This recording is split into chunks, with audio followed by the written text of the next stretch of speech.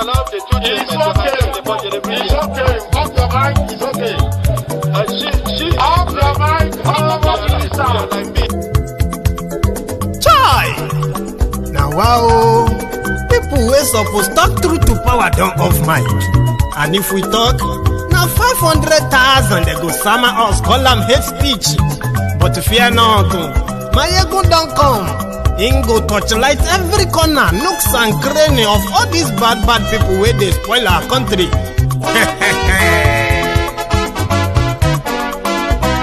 So my people make we laugh, oh, yo, yo. My ego don't come, oh, yo, yo. My people make we shout, oh, yo, yo. My ego don't come, oh, yo, yo. My ego don't come, man of the masses, oh, yo, yo. My ego don't come, oh, yo, yo. My ego the politico, yo, yo. My ego don't come, oh, yo, yo. This one not the off in mind, oh, yo, yo. My ego don't come, oh, yo, yo. Can in the touchlight every corner, oh, yo, yo.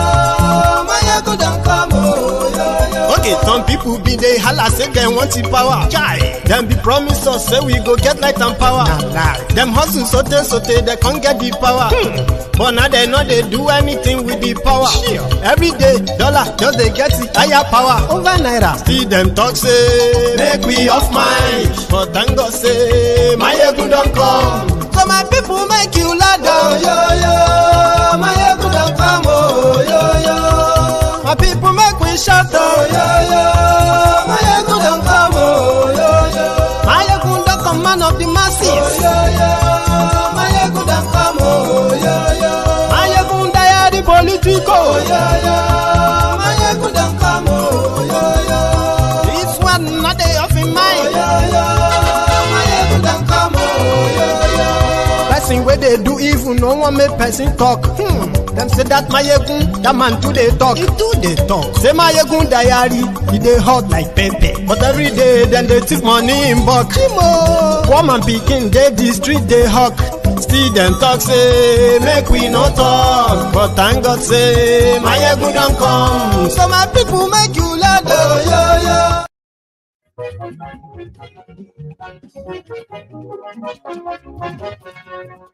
Hello there. Mayegun la wa mo to do.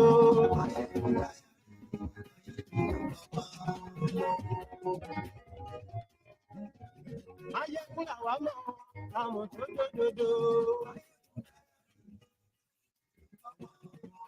Good morning to you.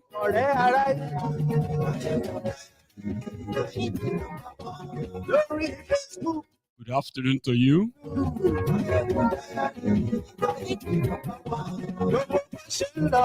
Good evening to you from wherever you are joining us.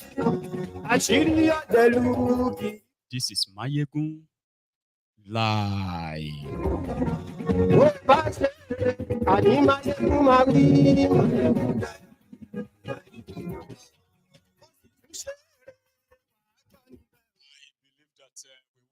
problem with the network this evening.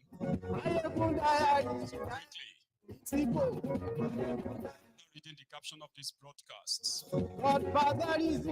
Read the description as well. Like the broadcast. Share the broadcast. Invite your friends, invite your not so friendly friends, and tell all of them that Mayegun today.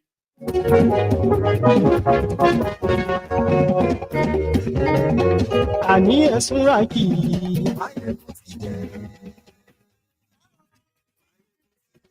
Ọ̀jẹ̀lú esunraki. Ani esunraki. Lórí Facebook. Ani esunraki. Lórí YouTube. Koolu. I was in London on his way back from China, where we saw him at the maternity ward, where he appeared like almost a nobody. He came here for a medical check. It's barely about 3 weeks ago. He was in Nigeria yesterday reading lies to millions of the Nigerians who watched him. He is now back in London. He said he's here for annual leave. What the hell is that? But we know he's here for a follow-up. I am curious, by the way, because Koolu usually have his own medical doctors in France. American hospital in France. Why is he now turning to London using Bukwari's same doctors?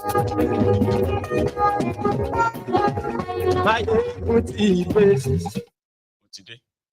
So thank you so much for joining me again from wherever you are joining us at this moment. So good morning to you once again. Good afternoon to you. And good evening to you. This is Mayegun welcoming you to the Temple of Truth again tonight, the second day of October, after the charade, or should we call it the display of falsehood yesterday. I am happy, by the way, that major news outlets in Nigeria have come up to fact check the lies that THIEFNUBU read to all of you yesterday. Indeed, just to kind of back all we said or all we exposed on this platform before the network DDoS that shaggy. So please let me know if this audio is perfect, if the picture is perfect. Before we continue, I'll get too deep into this conversation because I've got a lot of gist for you. From yesterday's unfinished business to today's updates, and I call it updates. So from what we have gathered, Koolu left Nigeria today for London. And his media aide said he's coming here for his annual leave, something that is pretty much like the cover word for coming here for medical checkup. Right? Perfect. Thank you. So it's not as to say you should be so wowed or by any means kind of like a shock that THIEFNUBU is coming here for medical treatment. Nigerian president, starting from Bukwari, they've always been coming here for their medical check, even though they spend over, for THIEFNUBU, they have spent over 21 billion naira on As Old Rock clinic that is we never used, or none of the member of his family will ever use, right? They always come here still to spend your scarce naira, or should we say your scarce forex on medical tourism in the UK, and one of areas where UK makes their money, from these incompetent, corrupt African leaders that come here for medical check, even though they will lie to their people. They come here to have access to what their people in that contraption, the shithole, can only dream of. Even those ones that pretend to be rich are from that contraption as well. The medical treatment or medical access to health care that they can only dream of. You get that now? Is what most of them come here to, to enjoy. And unfortunately, the people that they will leave or the people they left in that contraption, that shithole, right? They will continue to pray for them to kind of save journey and get well soon. God will stay with you, and God will help us shame your enemies in case if your enemies are talking So they pray for them to come here to spend their money. By the way, one thing is this: Koolu was here about 3 weeks ago, okay, and he's back now. This time around, they are pretty much like straightforward about it. I'm sorry, they are like kind of open about it by telling you that he's coming to the UK and he's going to be here for 2 weeks. 2 solid weeks. Doing what? Because he's been working so hard. In fact, one of them even said THIEFNUBU stood for 20 minutes in his pre-recorded cut and join, copy and paste broadcast of lies yesterday. That that enough is, I mean, sorry, that should be enough for him to go get some rest for 2 weeks. So he's here, and he did not hand over power to his deputy, which simply means even though he's supposed to be on medical leave, I mean annual leave, right? He is still running Nigeria against what your law says, by the way. But even though we know that the contraption is a lawless place, right? But Koolu is here, and some people said we in the UK should send him back. That's not how it works, okay?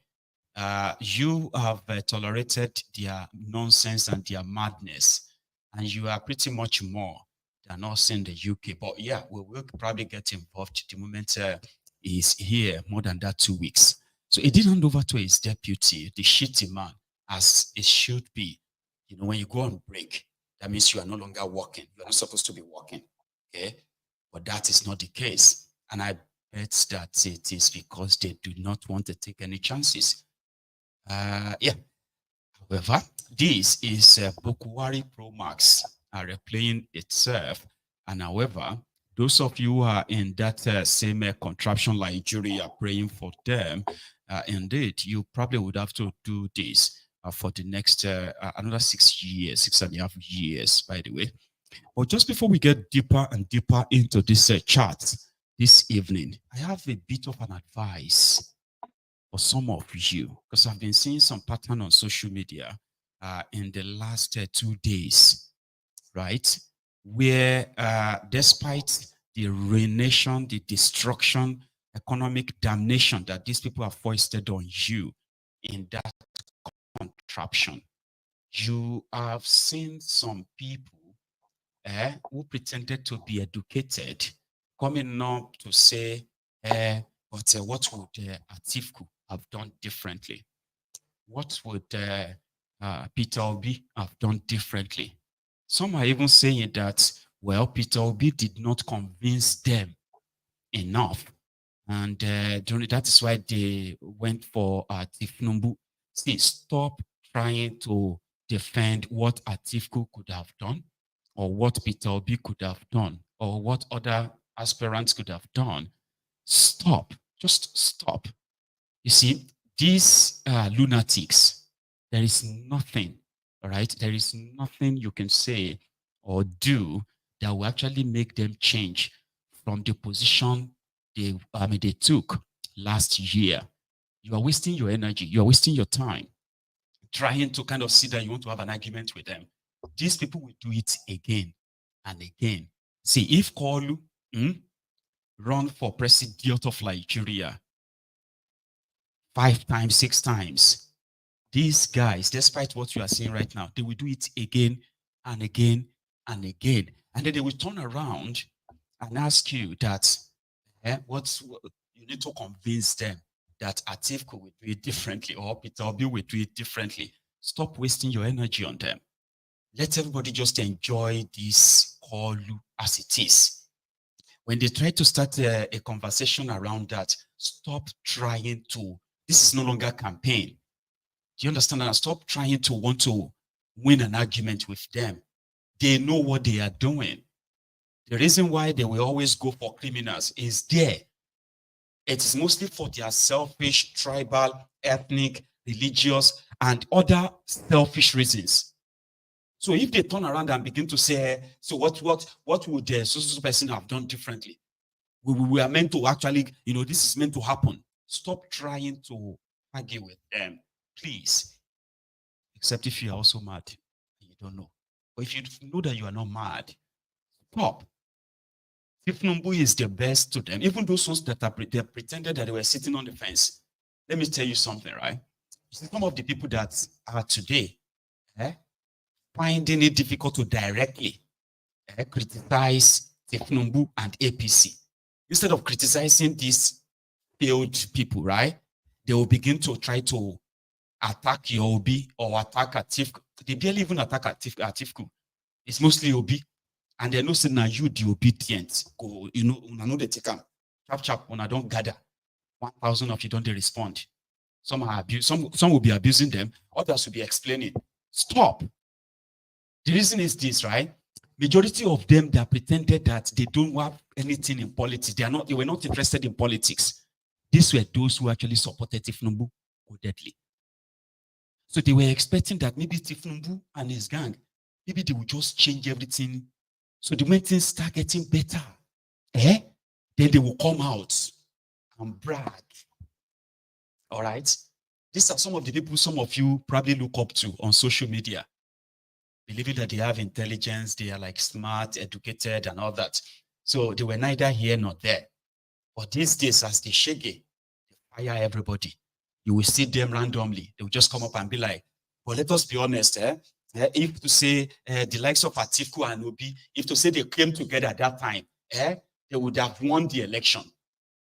These were people who actually supported THIEFNUBU. But shamelessly, they can't say that to you now. So they will start an argument like, this problem that we are facing in this Nigeria, it was because Obi and Atiku, instead of them to come together, instead of opposition to come together. If opposition doesn't come together, we can't get out of this mess. Don't engage them. Stop trying to, stop engaging them. These were the closest supporters of the Emilokon. The reason why you are hearing them today, as shameless as they are, that they can't even face these criminals, this drug addict, drug dealer, right? The reason why they can't publicly say it is because they didn't expect it. They did not expect this. You understand? They somehow, they were waiting for a time whereby, for example, the Nigerian naira will gain against the dollars, the standard of living of people will change, there will be improvement in this and that. But since that is not happening, some of them are bleeding slowly. They are bleeding massively. They are actually bleeding massively. So instead of them to face THIEFNUBU, they will face Obi and blame Obi or blame you obedient, blame Atiku, blame everybody. Now cause now because now divided your vote. That's why THIEFNUBU is there. Stop engaging them for your own sanity. It's just I don't know. Can't really know how many of you are mad anymore now. The whole place is messed up. I just thought I should start with that. They will do it again and again and again, like this man. Your views on the performance so far of the APC at the center. Okay, let me start by saying, Oh, really? I'm talking about the welfare of the people. What are your views? I am not too happy. That's Okay. my view. Yeah, and why are you not too happy? At this age, I expect that the issue of hunger, Yes. the issue of employment, the issue of security, both physical and social, will not be what we'll be grappling about today. Unfortunately, that is our situation. You contributed to the leadership that we have. Do you have any regrets? Do I have any regrets? Yes. Do I also have fear? Yes. Okay, so let me ask you, if you wanted to do it all over again, Yeah. would you have aided in the coming on this government at the municipal, subnational, and what else? If I need to do it again, I will do it again. The same way? Yeah. And the reason for that is people get the type of government they desire. When people take 10,000 for 4 years, who do you blame? The giver or the taker? Who do you I blame? see. If the taker is so senseless and so cheap to sell his power, franchise, yes. his franchise at 10,000 for 4 years, 10,000 divided by 365 times 400 naira. But I have said what about the man who offers? I have said something here in this studio Yes. some time ago Yes. that until Nigerians do a reverse thinking to say that I will not give my franchise to somebody looking for job. Yeah, we elect people that are looking for job, not people that are ready to serve. your views on the Nuisance, Lele. You get that?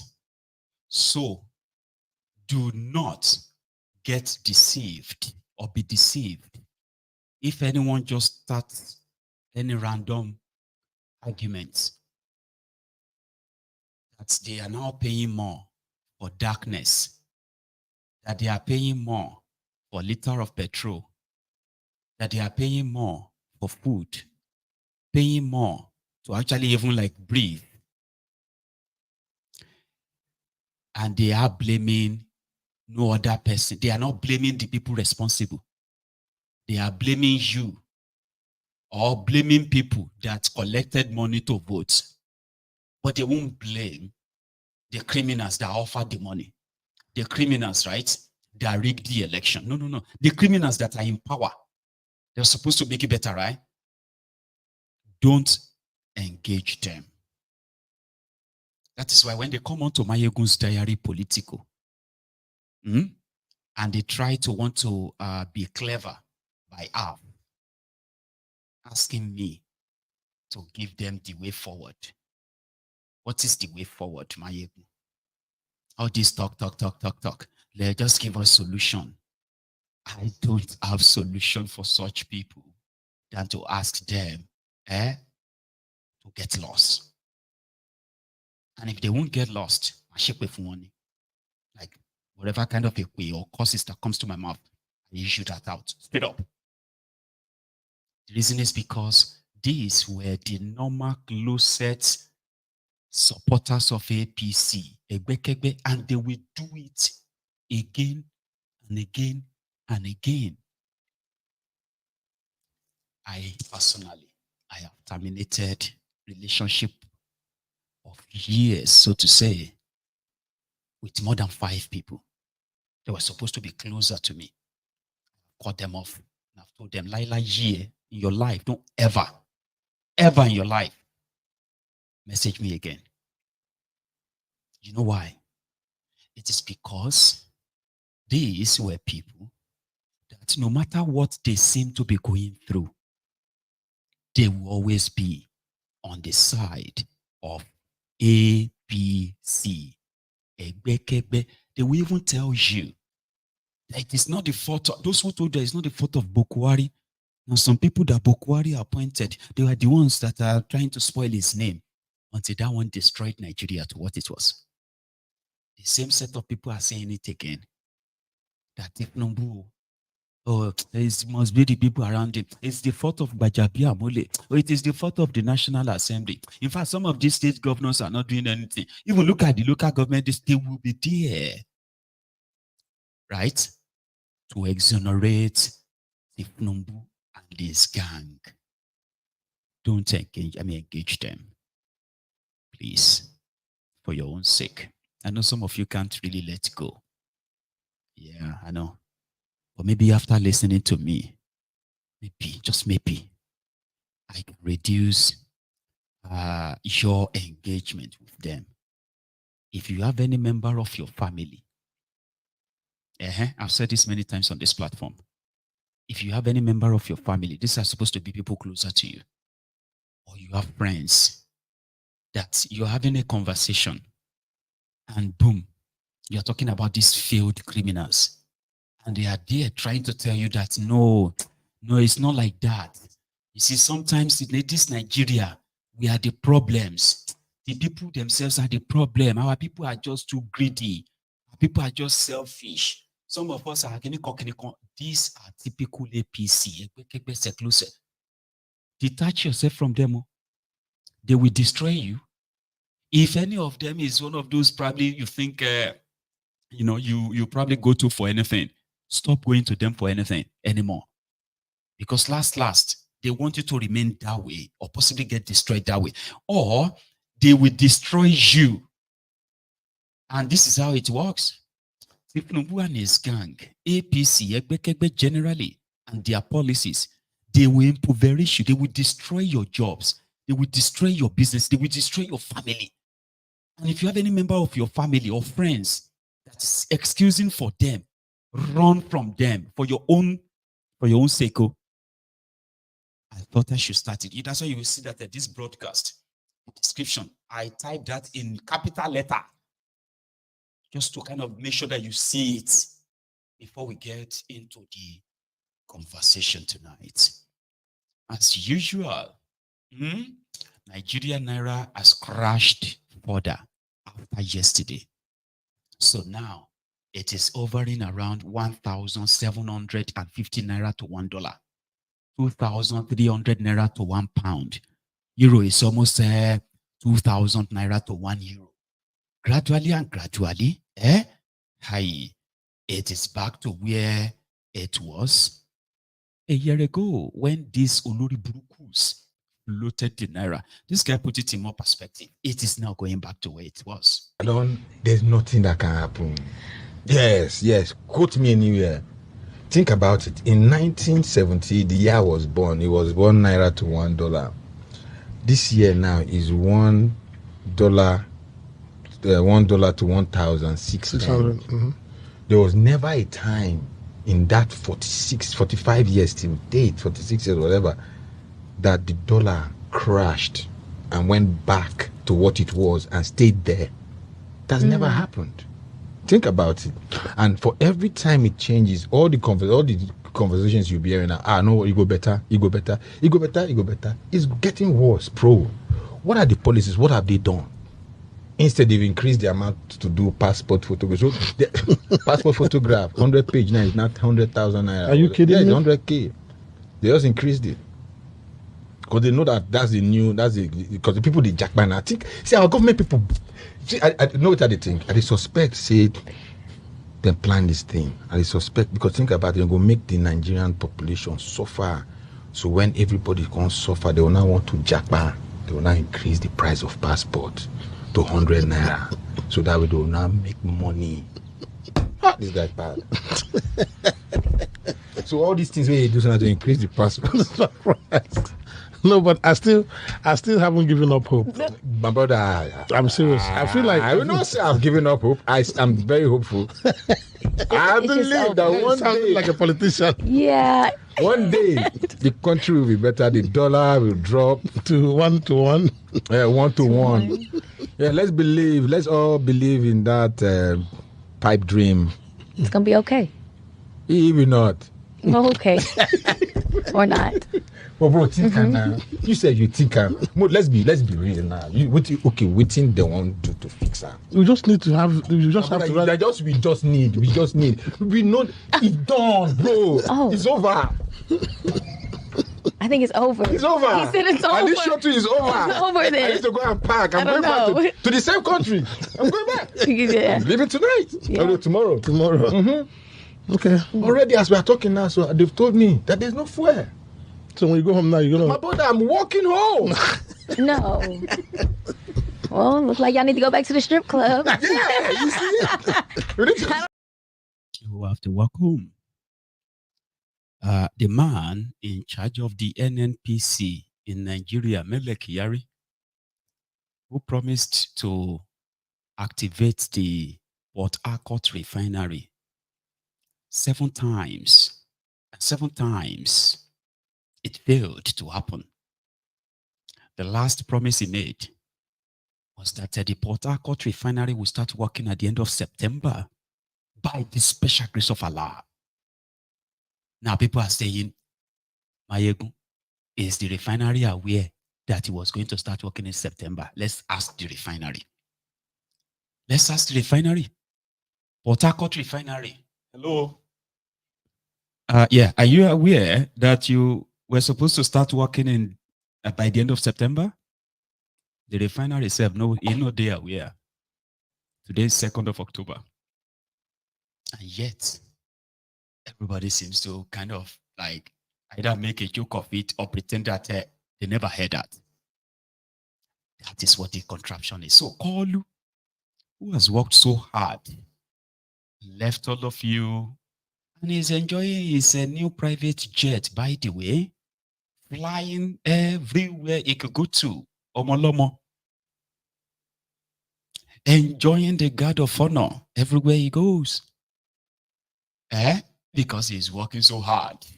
The man that they said or they believed defended Lagos, created Lagos, built Lagos, defended Lagos against Atlantic Ocean, and all other nonsense that they spewed, especially by supposedly educated people, is off to the UK.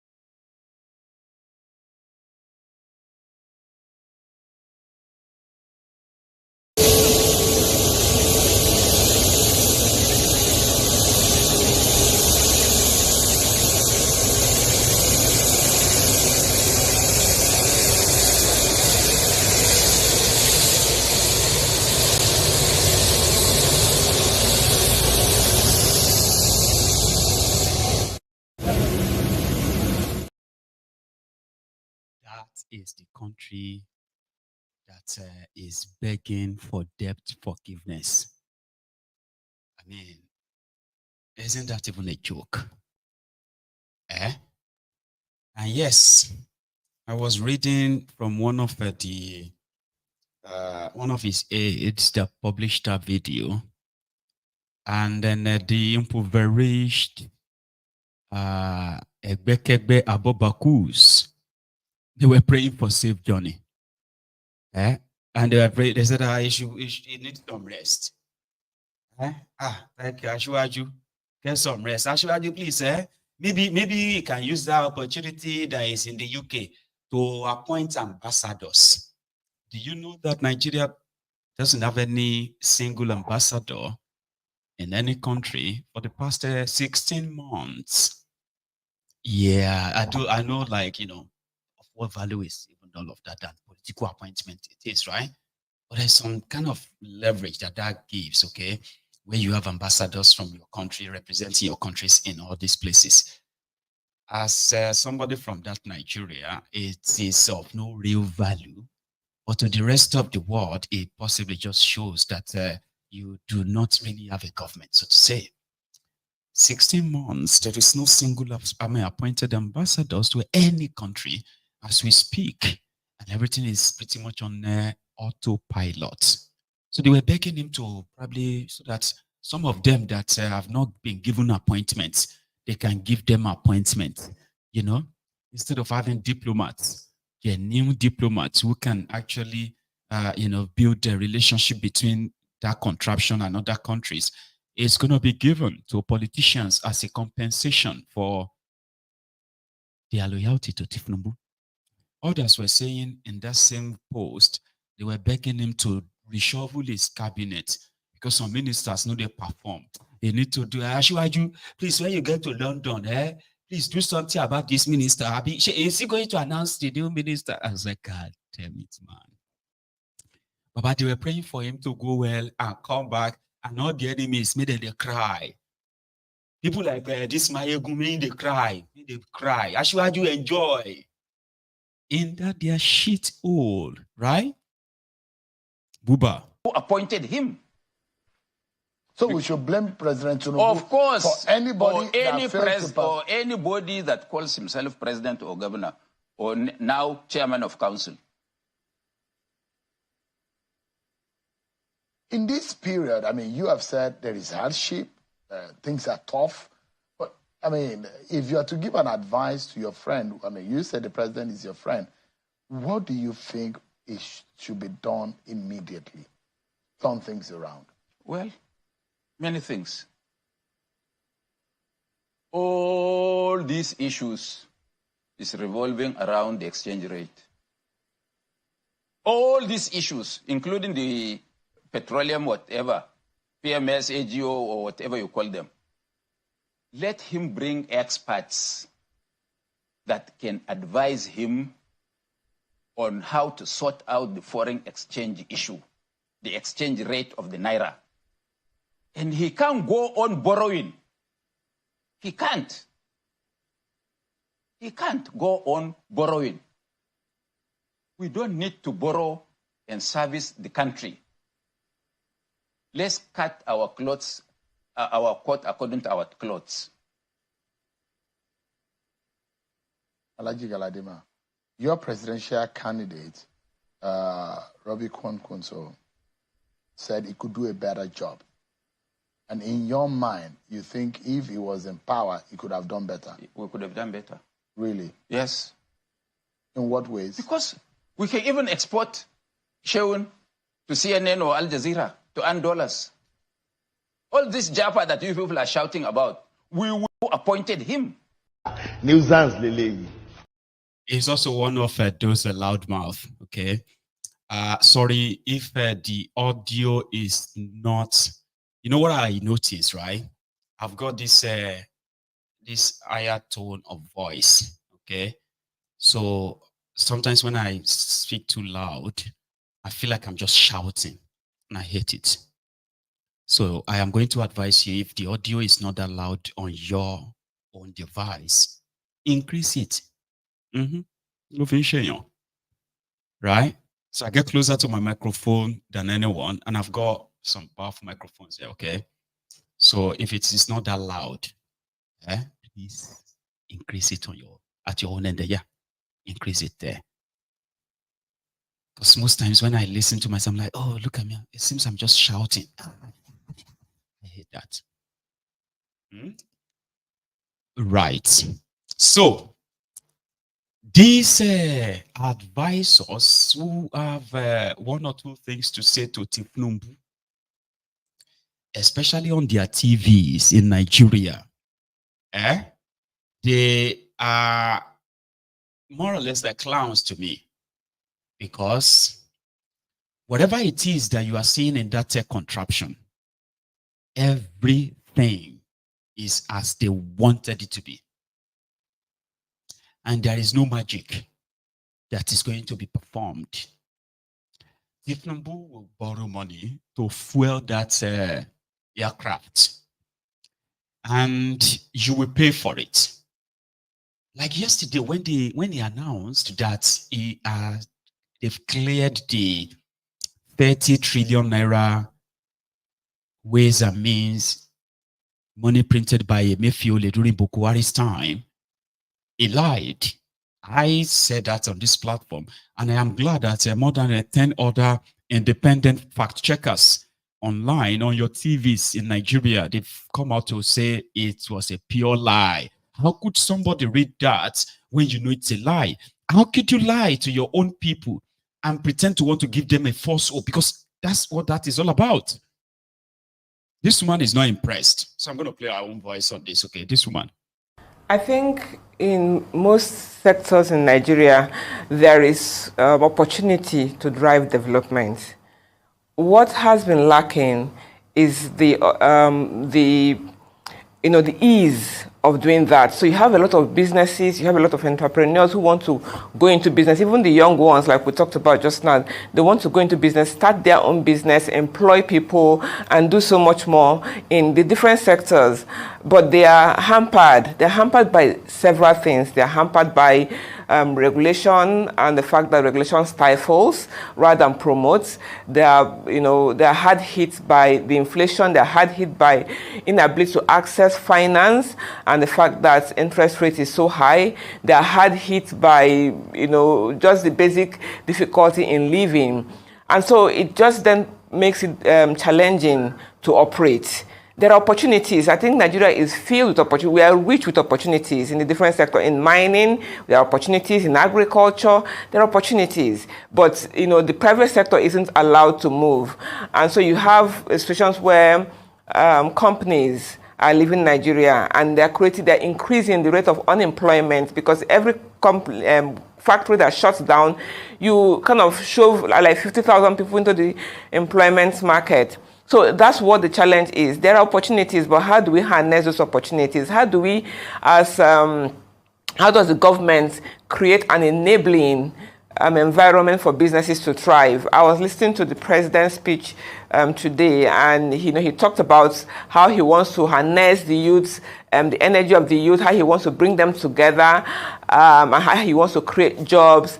Bringing youth together to talk is great, but then after the talk, then what next? So if you have a conference, after the conference, what next? Have you created an enabling environment for them to thrive? The environment is still rife with corruption, and when you have corruption, that means people don't get the right opportunities or the right access to the right avenues that they need to succeed. So these are the things that, Malam Galadima talked about, that leadership is a problem. Leadership, everything falls and rises on the back of leadership, and we need to get leadership right. Today, with the hard economic conditions, we want to see, and the president did say, we should be patient and watch and wait for the reforms to kick in and begin to give us some positive vibes, as it were. But I think about it, and the private sector is bleeding.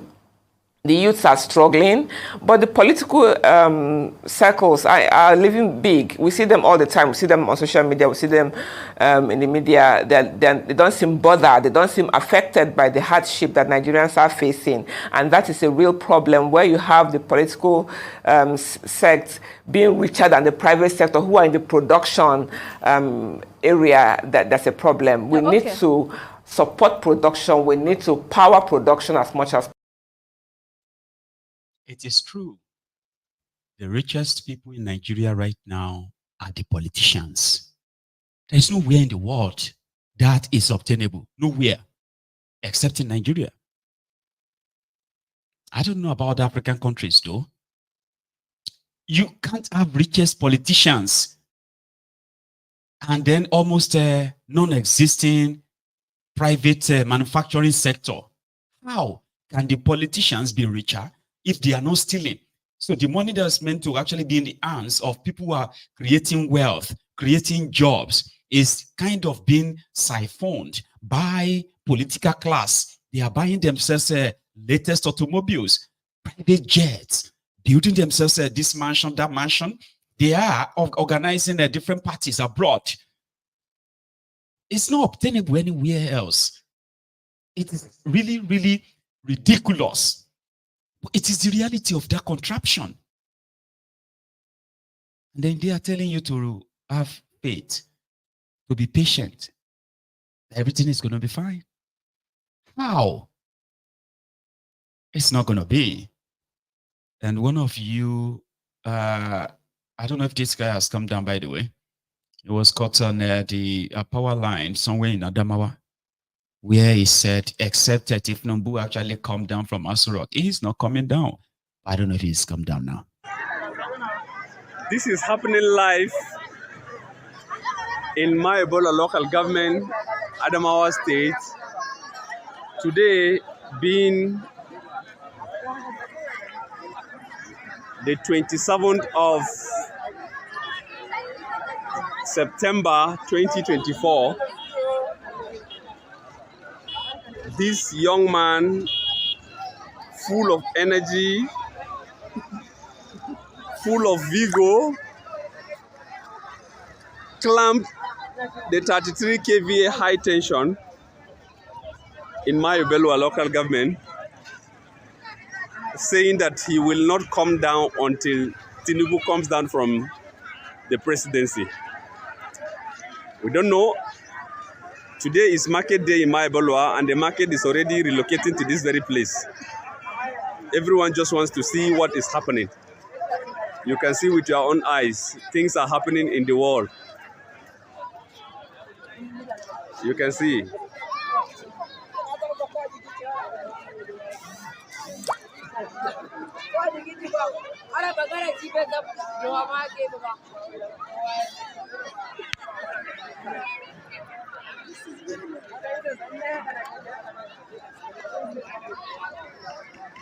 It's just right Like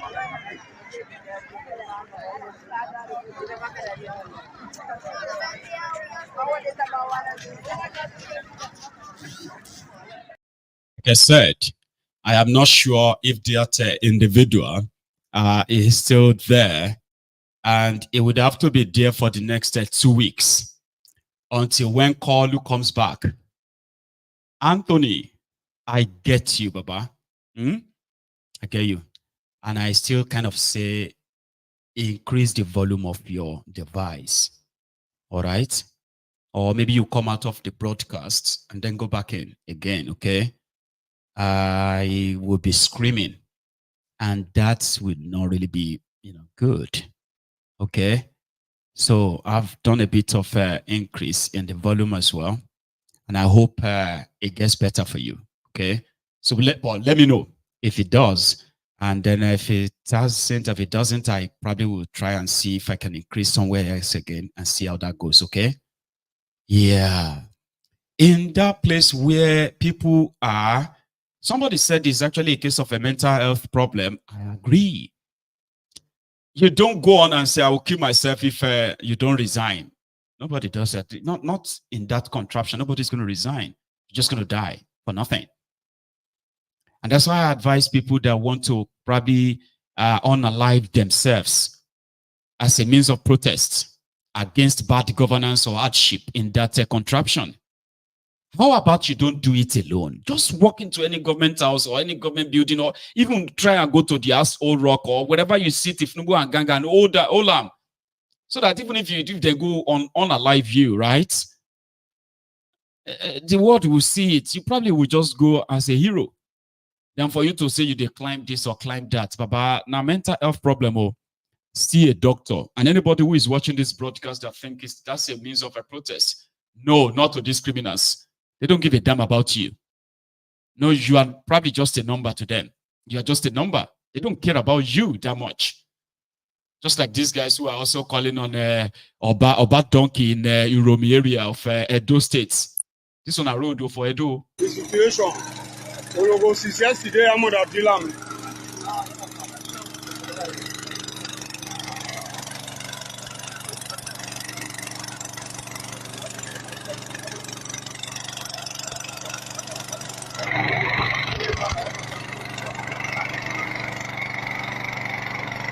I'm saying, this is us. It's supposed to go up tomorrow. Because this is little too, that is one. The enter inside. The enter inside. Let him carry the water. Go inside, make carry and come out. You push hole. Wait!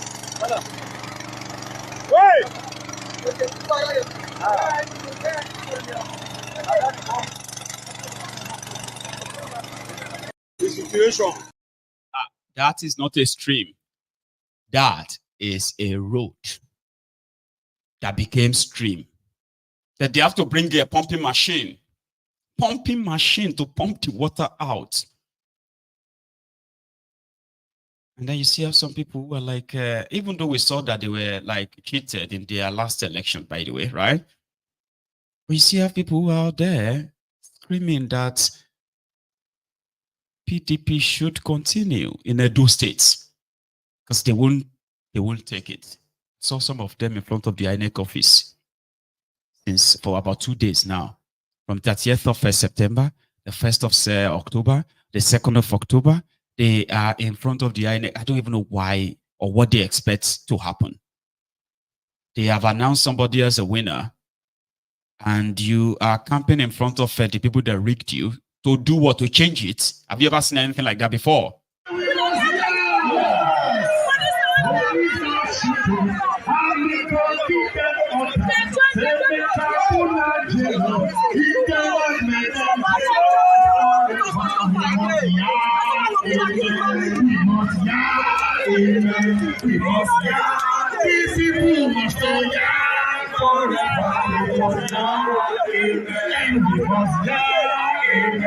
We must yell, the people must talk forever. We must yell, amen.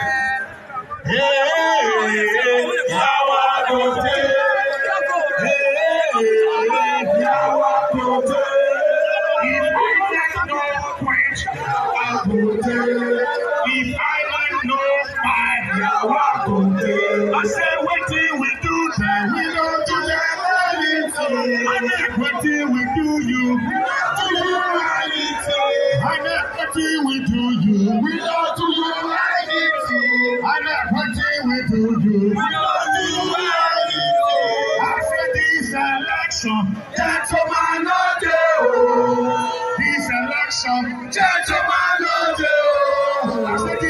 election, gentlemen, no deal. I said this election, gentlemen, no deal.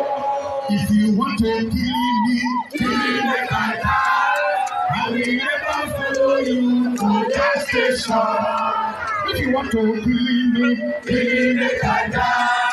I will never follow you to that station. I am a lele, I am a lele, I am a lele, I am a lele, I am a lele, I am a lele, I am a lele, I am a lele, I am a lele, I am a lele, I am a lele,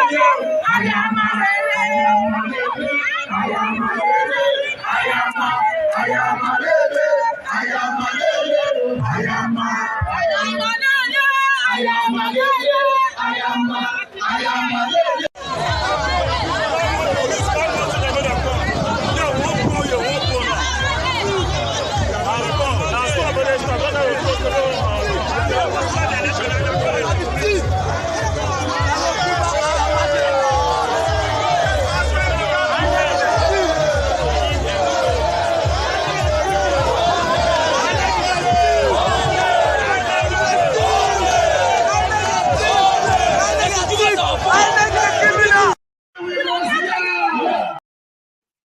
I don't know if they were told that if they protest, INEC will change their mind and then unrig the election, and they would now declare as well. I don't know.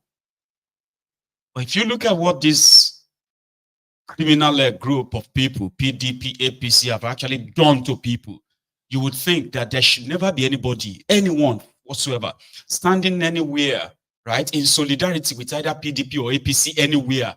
But you will be wrong, very wrong. That's the situation. And similarly, right, remember the el-rufire of Kaduna, the Kaduna little finger, the man that was so evil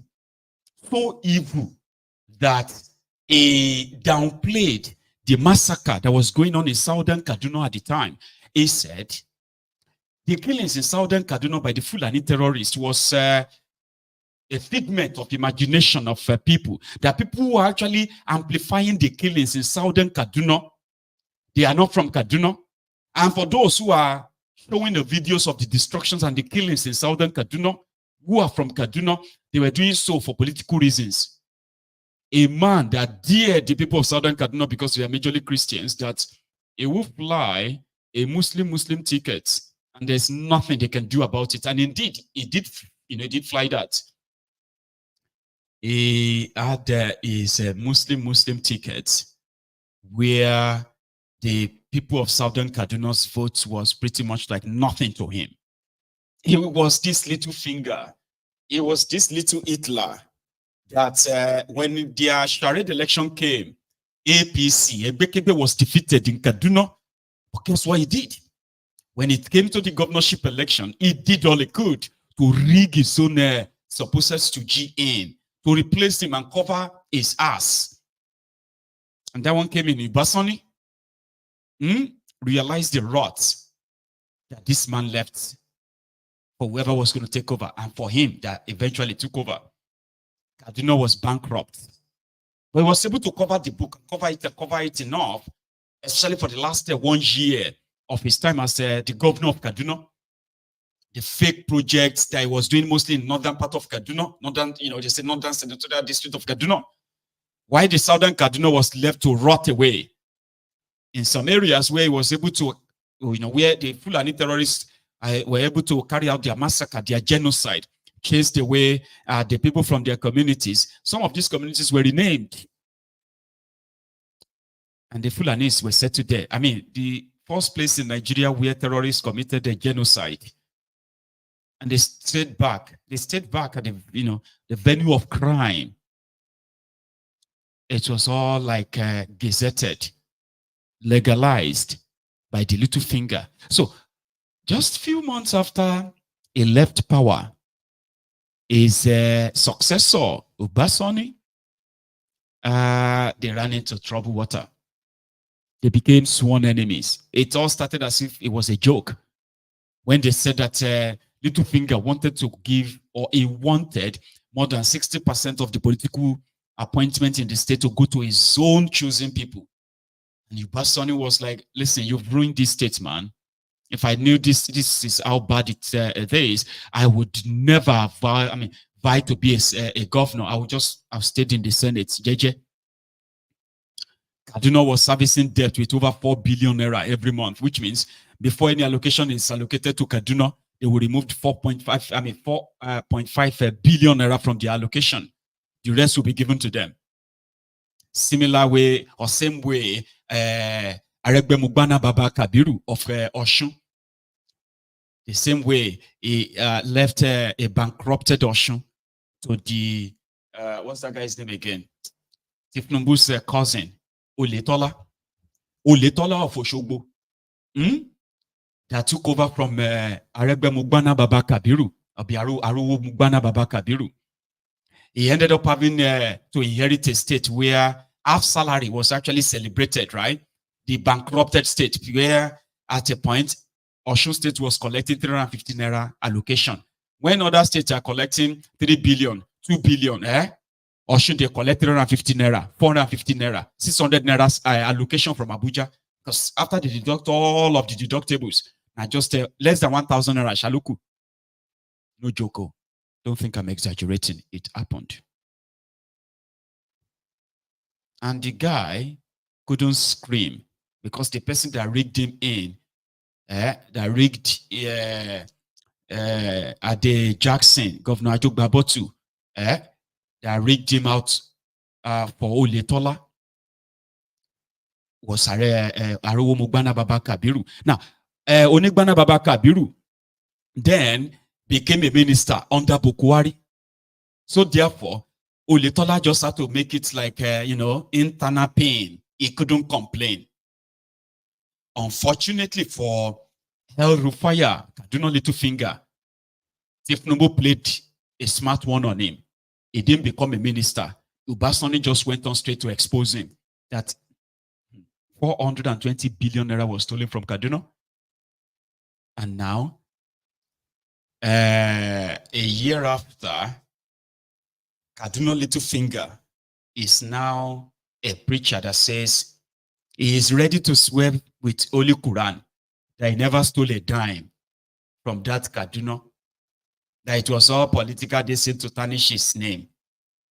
Now, I don't know who is going to give him a Quran like they gave to Patawale of Zamfara, who is also a minister today. Patawale of Zamfara stole more than 200 billion naira Zamfara state money, according to his own successor.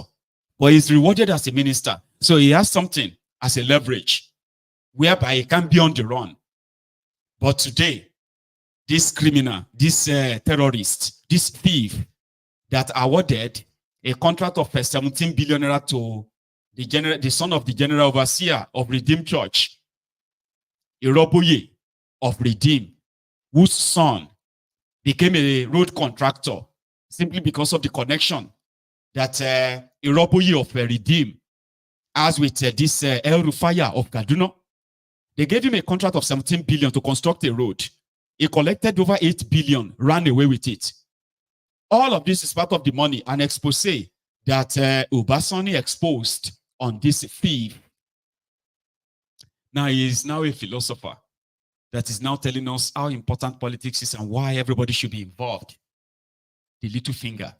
Second mistake is a toxic political culture. I've been spending a lot of time with politicians in the last few years. One of our biggest mistakes in government was not taking politics seriously. Politics is important. Politics trumps everything. Politics is more important than anything you can think of. Because if you ignore politics, you do so at your peril. I have found that the biggest problem we have in our country, other than the leadership crisis and the failures I've mentioned, is the nature of our politics. We have a politics of private interest. We have no politics of public interest or public good. And you know, the politicians proudly tell you that politics is about interest. If they don't get what they want, they are ready to collapse the system. Every military coup in Nigeria's history was engineered by civilians.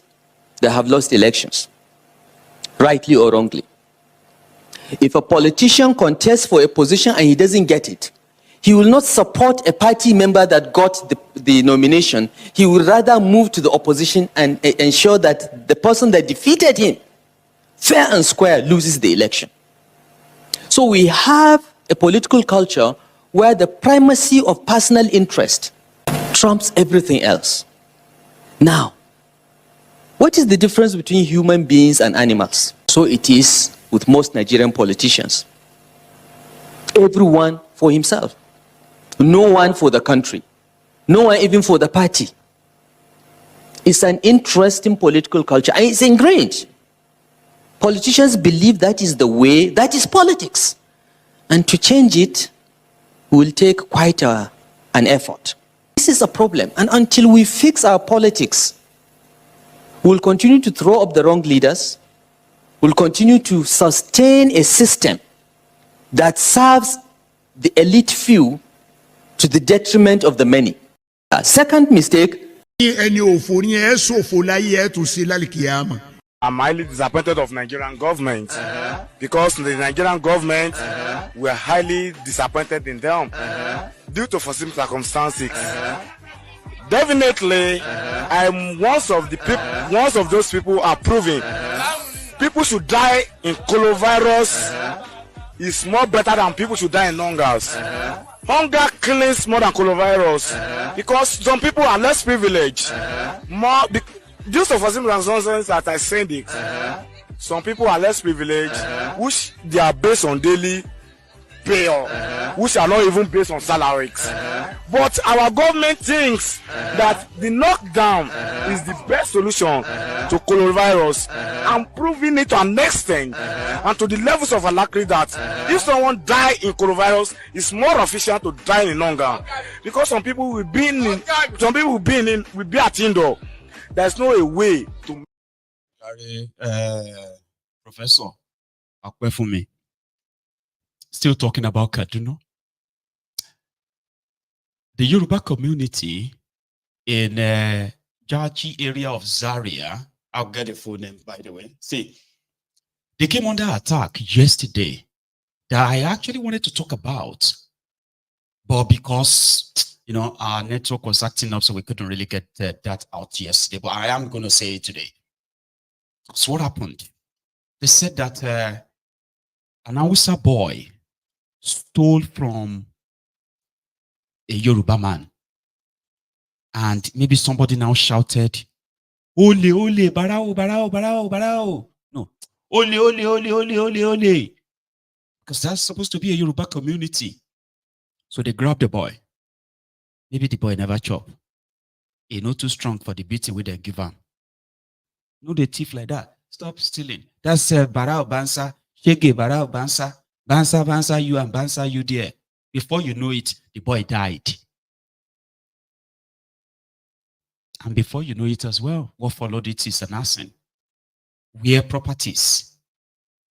There is no reported loss of lives, but specifically, when the Hausas returned, how dare you beat a thief to death, Hausa thief, in his own land? How can you even call him a thief?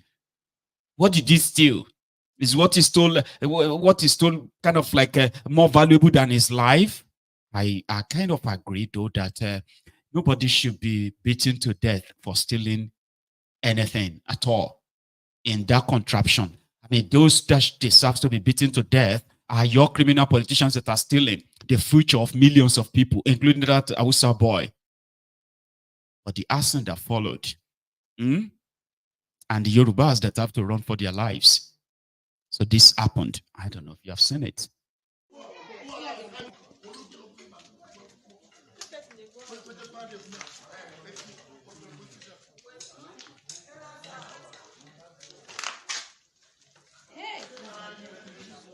This is a house that then got burned. They stole all the property inside this house, and they set the house on fire. The owner of this house has been macheted. They stabbed him.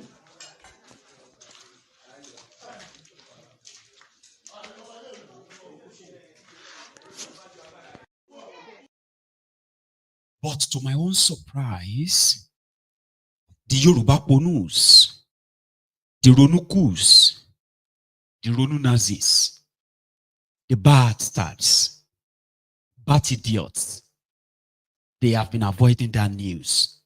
Like say, na leprosy. And somebody said, well, because it didn't happen in Igbo land. They would have started calling people to start burning Igbo shops, Igbo businesses in Lagos and Yoruba land. The Igbos must leave Yoruba land. I said, but listen, usually you would think these guys actually love Yoruba, and anything that has to do with Yoruba will make them kind of trigger them. How come this didn't trigger them? And I said, well, maybe I should amplify. I'm not asking you to go and attack any business or whatever. I'm just saying that you should, as a Yoruba person, rise and condemn something like this, the same way you have been cooking up different kind of bigotry that is mostly because of political bigotry that is laced around defending one man, the druggie, the drug dealer, that you call your fellow Yoruba Omo Ale for. And those who are non-Yorubas, you call them enemies of Yorubas because of THIEFNUBU that doesn't give a damn about you. But when things happen to your people, when the Fulani came and killed 3 Yoruba Obas in just 5 days, 3 Yoruba Obas, they were not really triggered. When when that old man said over 20,000 Yorubas have been killed, one person began to have a panic or brain hemorrhage or brain shut down, like on social media. Like, why are they ignoring that news? How come nobody is asking for THIEFNUBU to go and protect the Yorubas in Kaduna? Kaduna government won't even make a statement about it. And this happened, right? According to information I have here, it's a Yoruba community in Wush. No, hang on. It's called Jushi Waje. And they said it's opposite the Nigerian Army Depot Barracks in Zaria, Zabongari in Zaria, which means the supposed military barracks in front of the place just let it happen. And those who got stabbed, the properties got burned. They were specifically the Yoruba communities in that place. And you, that is so obsessed, you, the Omo Irokirons, you that, you know, have already used left hand to point out your father's houses, if your father has any. You are not concerned, right? But when it comes to THIEFNUBU, or they mentioned Igbos, you get so triggered that somehow you begin to instigate violence, that some of you are a bunch of cowards that you can't really carry out yourselves. Except on social media, where you have this loud mouth who shares all the Igbos away. If we see any Igbo this or that, Baba, I would have expected you to sort of like amplify this enough to make you feel like, I mean, to make anyone that comes after any Yoruba anywhere to think twice. So the verdict is that none of these Ronukus actually cares about Yoruba. They don't give a damn about Yoruba or the Yoruba people or the Yoruba land. The only thing that triggers them is whenever they know that THIEFNUBU may not spend these 80 years as they are envisaging.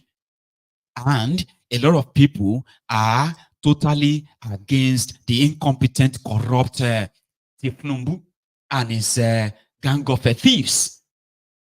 So the only thing that triggers them is anything that threatens that THIEFNUBU will probably end up in jail or even dead, or them losing the power.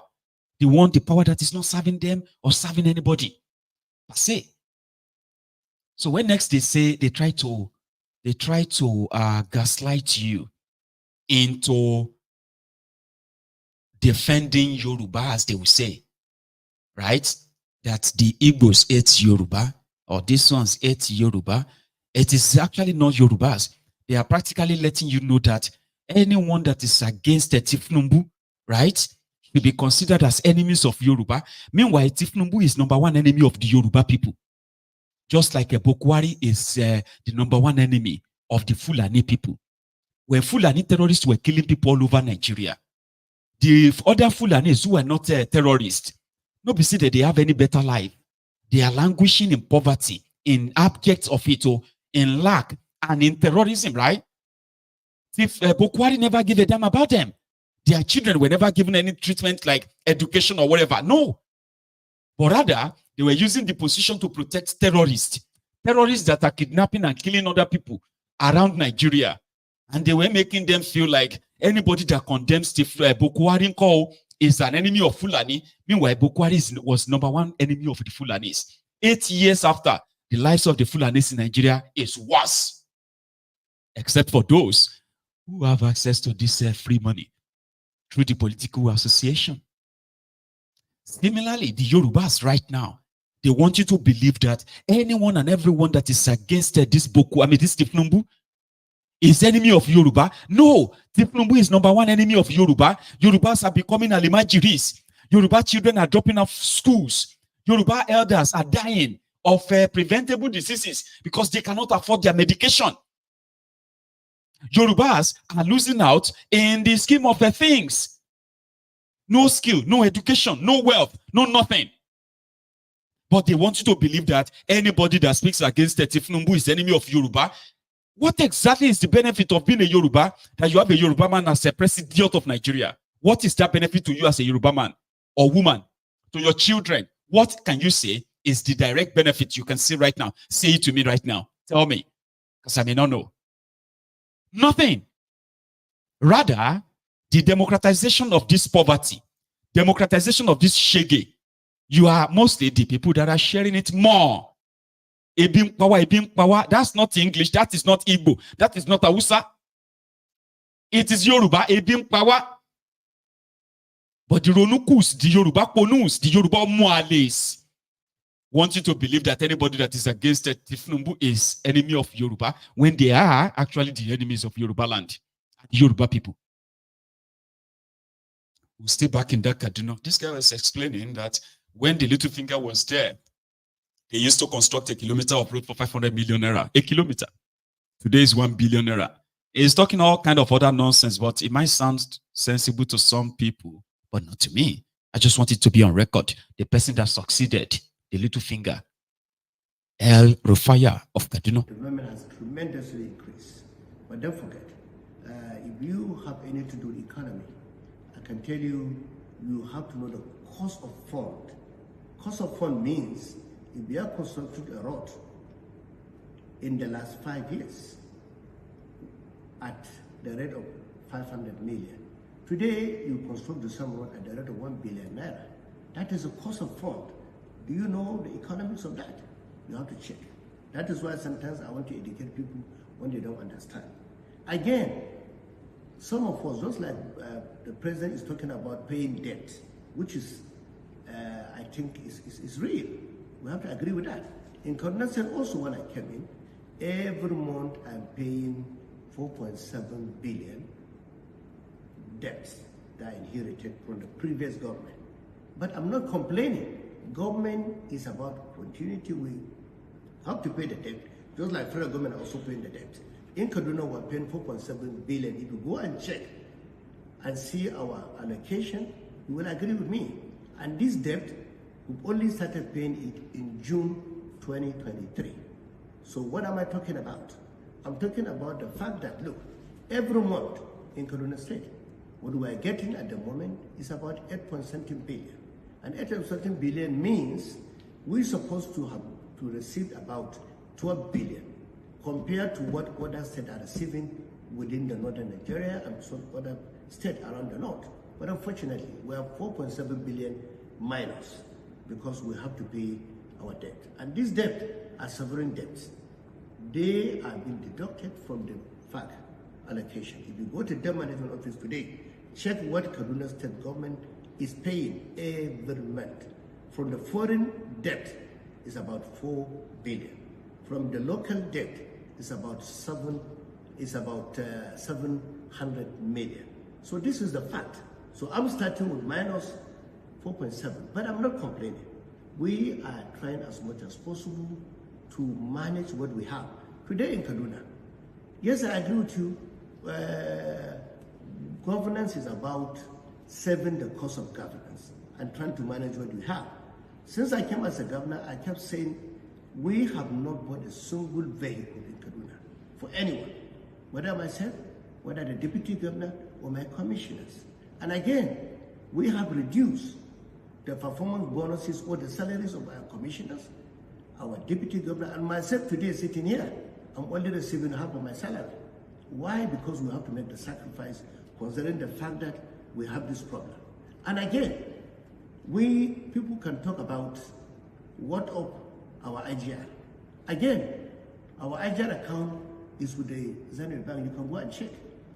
Our IGR account is with the Zenith Bank. Every month, Zenith Bank is deducting about 800 million from the source, because we also inherited a debt where Zenith Bank must deduct 800 million from our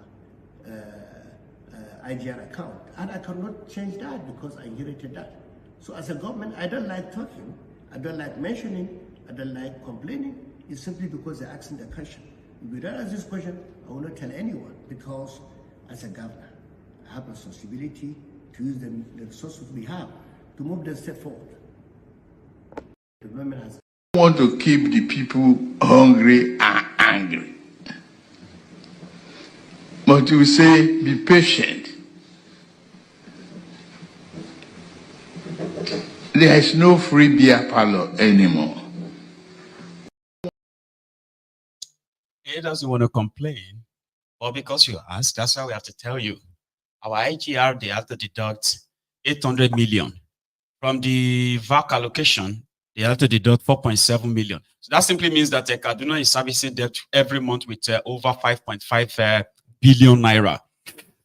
And that is the legacy of el-rufire, who lied to them that he increased the, he increased the IGR of Kaduna State from 13 billion naira a year to over 80 billion. It ended up as a lie, and many other lies like that, okay? But you will never know if there was not any kind of like disagreement between them, okay? You would never know. They will probably have been patching it up and make it look like, it's just the people that I feel sorry for, unfortunately, okay? Because as we speak, they are still being, your future has been mortgaged. They've borrowed against your future, that of your children. Just like the lie that Koolu told you, that is paid off the 30 trillion naira debt, money printed by the central bank, when what they actually did was to sign a moratorium that converted it into a bond and a debt that will be paid in the course of the next 40 years. In the next 40 years, THIEFNUBU will be dead. Bokwari will be dead. Me, I will be like over 80 years old. But I will be over 80 in 40 years' time. Kofo, my daughter, will be somewhere around 50. Kofo will be around 50 or more, about 54 years old. Kofo could not become like grandma. And you, how old are you going to be in the next 40 years? People like Olowo go don't die. Princess go don't be like, maybe she go don't be like nearly 90. Who else is here with us? Some of you watching me right now, una go down like gone. If you live long, I'm saying that the most you can live is probably 100. Some of you are in your 60s. So at 40, that's to tell you how much they've mortgaged. If I am still alive, I won't even probably remember anything anymore. They will just be there, Grandpa, you know why? Go and do the research. They said that those of us who actually have a high IQ, intelligent quotient, right? We are prone to end up having dementia. Yeah, when we turn to, let's say, 80, around 80, we go to miss things, because it's too much in that memory. It go don't clog together. So that's why I don't even I don't know if I should be praying to be 80. Talk less of all this 90 and all those people who won't live longer. They want to be 90, 100. Why? Why do you want to be 90, 100? So that you go to wear pampers like THIEFNUBU or what? Eh?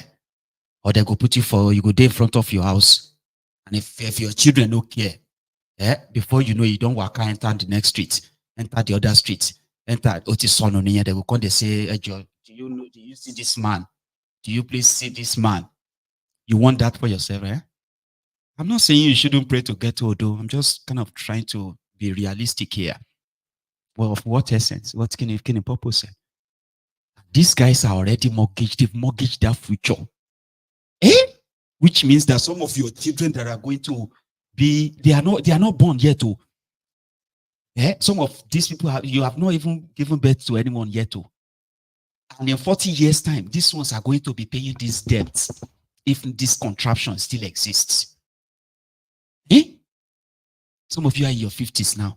In 40 years' time, you don't turn 90. You feel don't go blind. You feel don't even know who enter house anymore.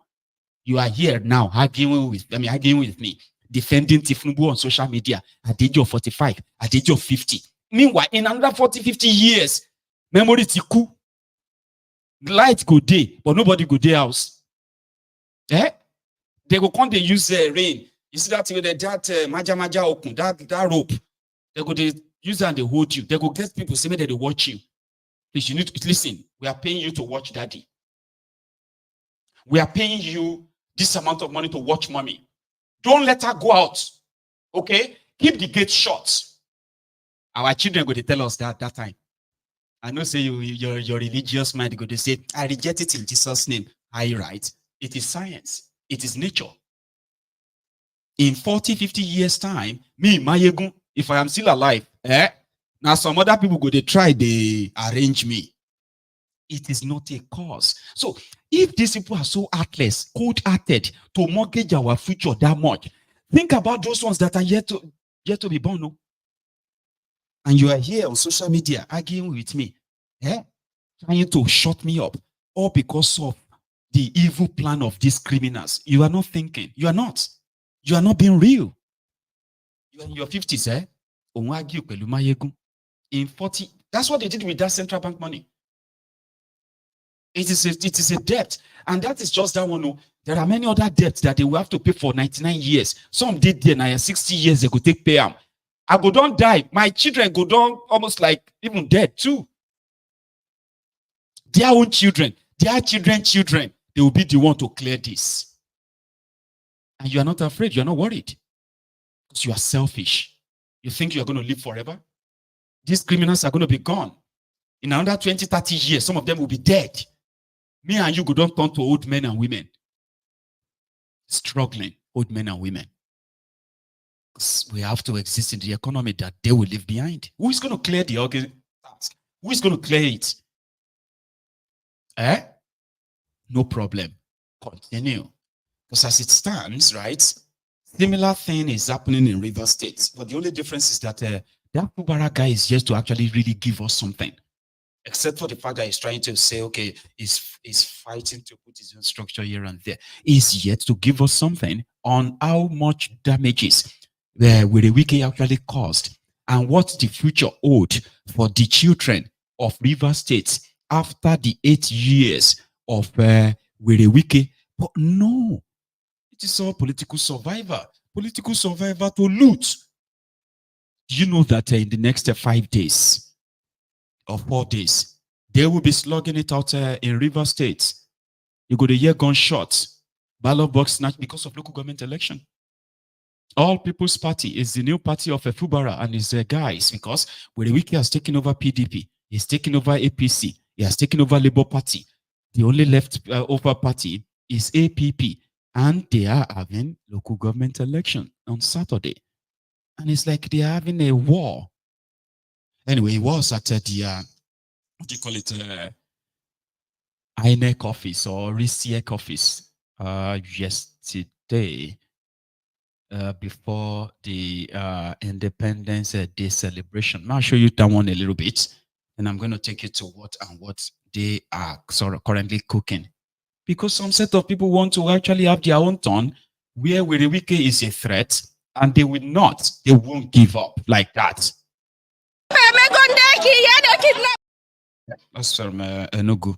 We'll come back to those ones later. First. Lord, welcome. Yes. I want the poor. Because I've gone down to the government. Yes. I went to the hearing that people are planning the government. I wanted the government to see myself. Oh, everything is going on. We're prepared for election. We're prepared. That's what I want to hear. No, prepare for the election. 100%. Sir, no unmistakable for Congo. Yes, sir.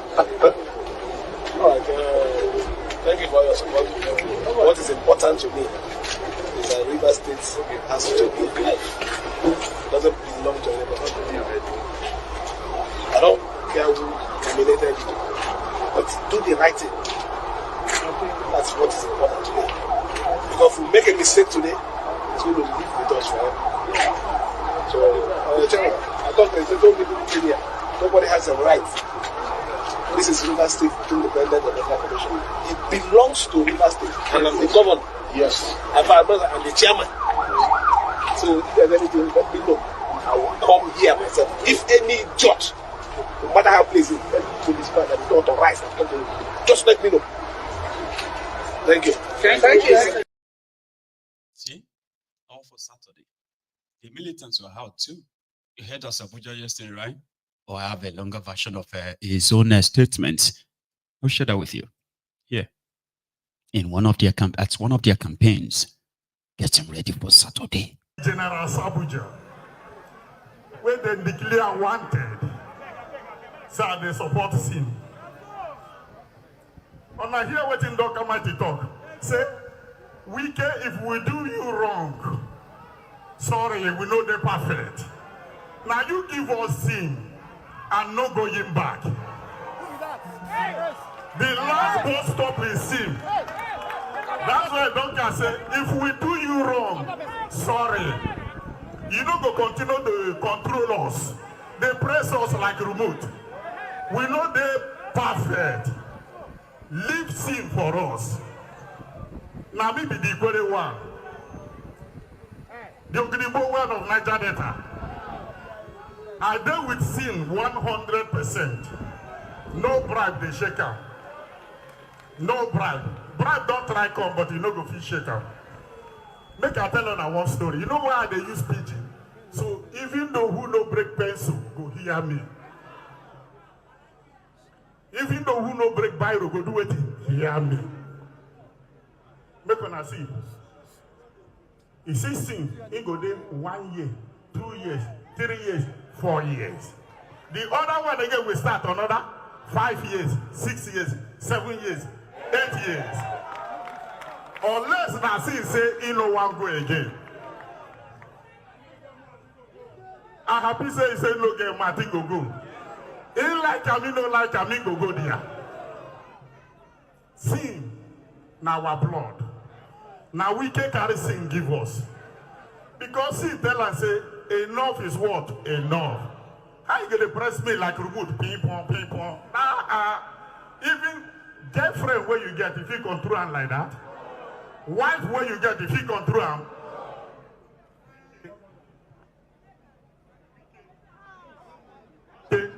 Wicked, they are there. Make nobody do it, worry anybody. For me, Sim is the best governor. Not be to they cause trouble for Rivers State. They work with some uniform people, they cause problem. They arrest innocent people, they frame them up. They declare me wanted, what I do. I tell the CP, tell them, show the thing what I do. Shall say the former chairman make them come out there. They don't come out. Now their papa has. Now their mama has. She remain #1 citizen. If she tell us say make we do it, we follow do it. Si naga aiso anazo bobongo ngo fubara naga aiso anazo bobongo ngo. Na so it be. You go follow the man with the Abuja. It's a bit something at all. You won't hustle, you go hustle for Abuja. Make all of us hustle with who? Same Fubara. Now be the #1 citizen. They don't try to draw rain. We not go rain go soak all of us here. They don't try to bring rain down. See sun no, but rain they come. No be bad people. We love sin. We want sin. Nobody fit remove sin. Unless now God will remove them. No gossip. No betrayal. Go fit remove sin. I use this opportunity to beg everybody. Make an come, make we do it in follow sin. Make we walk with who? Sin. Sin a better man. Leave the gossip. Forget say he made the share money like the former person. You know the former person wicked the share like say Nakara. And my mind, so if he say better, what will it profit a man to gain the whole world and do what? See the hotel, see house, see plaza, see this one, see that one, see that one. How manage, waiting happen. All this money, our money. Oh. Now make them not like me say, I too they talk. And they talk waiting I see. A man carry River State money, billion, trillion, they do like say na his own. Money with me and none of us get up. One man they do like say the money na his own. Go see the house when bid for other judge. Country home. How many children they there? How many wives they there? How many concubines they there? Who they live inside na cockroach? Go see house. We go carry and go heaven. Waiting be all this thing. It's too much. Vanity upon vanity is what? The thing too much. It don't start again. They buy for Abuja. They buy for Abuja. They buy. What thing happen? It don't turn to land grabber. Go see the whole Abuja, the whole land, everywhere. The same thing. It turn to land grabber. Go see all community everywhere and get land. Where would they carry this thing go? I beg. You see this is what they talk. Make on a poster and record me. Wicked too selfish. He too greedy. He too stingy. Now himself ain't know. He want to make all of us lead and they beg and bow down. And it's not possible. If you die today, you go die tomorrow. Since when they kill our youth, they jail them, they prison them, they kill them, they frame them up, they set them up, waiting happen. He never do. Go see our children, our boys, all full prison here, they don't do anything. If you don't agree, they set you up. You don't want to work with them, they frame you up. I use this opportunity to tell all Rivers people, indigenous and non-indigenous, make we come together to work with sin, Fubara. Make we come together to follow sin. Sin a good man. Thank you so much. And in the pay now. So to make it more detailed, right? So when he met with the supposed INEC, River State NEC or REC, whatever, he had this to say, an AIT report, Mashera. Then I'm going to take you to Abuja, where indeed, with a wiki, was having a spat with a road contractor. He ordered the arrest of one because that one was demanding for his pay. And with the wiki was said to have told him that even if I haven't paid you, how dare you go on social media to go and write it on social media? Arrest him. But wait first. This one, AIT report from Rivers. Oh, towards this Saturday. Rivers State Governor Siminalayi Fubara, they arriving at the headquarters of the State Independent Electoral Commission, otherwise known as RISEC, received by the chairman, retired Justice Adolfo Senebeli. The governor has come to ascertain the electoral body's level of preparedness ahead of the October 5 local government election. We're hearing that people are planning to come here, so I wanted to come to see myself. I hope everything is going on. We're waiting for them. I hope everything is going on. You know, we're prepared for the election. We're prepared. That's what I want to hear. No prepare for the election. No problem. It's an unmistakable conclusion. Yes, sir. A federal high court in Abuja this Monday stopped the Independent National Electoral Commission from releasing voter registers to RISEC to conduct the October 5 local government election. The court held that RISEC was wrong in fixing the October 5 date when all relevant laws guiding the election had not been met with. Our election will hold on the 5th of October. RISEC told me they already had an order mandating them to conduct the election on the 5th and the security agencies to support them. So I think with that order, the election will hold. I might not be a lawyer, but I know that there is something they call first in hand. And since they have the first in hand, we will give them all the necessary support for that election to be conducted. And it will be one of the best elections ever held in Rivers State, free and fair. While assuring RISEC of all the support it needs. I'll leave it at that. Because of our time, I'm hoping that we'll take calls this evening, okay? So I want to go and show you where the weekend is up to in Abuja. A similar, show off, to make it look like, oh, they are walking and they are yeah? Even though it's also obvious that the madman has been, penciled or fingered, in his involvement in land grabbing in Abuja.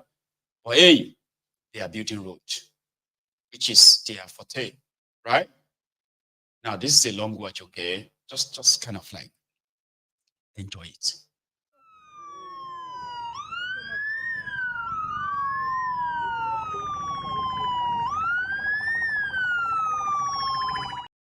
Oh, just a sec. Thank you so much, Rich Mind, for that beautiful campaign on YouTube, where you are encouraging every viewer to at least like the broadcast. We are over 1,700 of us on YouTube. Before everyone begins to leave, right? At least let's take the likes to at least 1,000. That's kind of reasonable. How can we have over 1,700 people watching, right? And we only have just about 500 of us who have liked the broadcast. So if you haven't, come on, let's take it to 1,000 if we can. I don't think we can because people are really, really conservative with the way they like the video. But at least you should try like it. Let's go back to Abuja.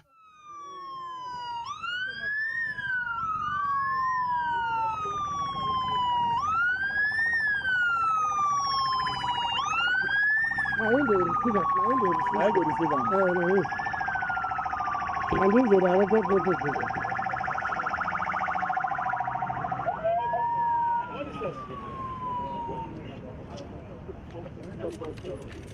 So, okay, yeah, wow, move there.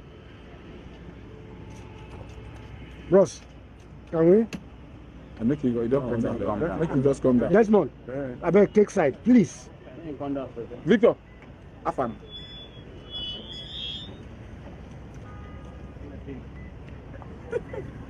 Oh yeah, can we pull out?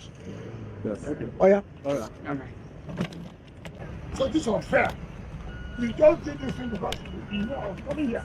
Sorry. I passed here yesterday when I was coming from my phone. There's no work.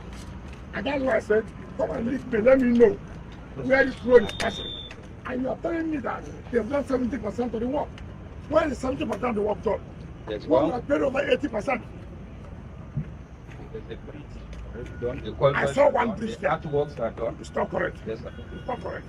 I thought you would have even stopped at that bridge. What you have thought you would have stopped. So when we are coming, I asked my bodyguard, where is this road leading to? There's no work linking to anywhere. And we could have paid 80% and then see what you are saying there.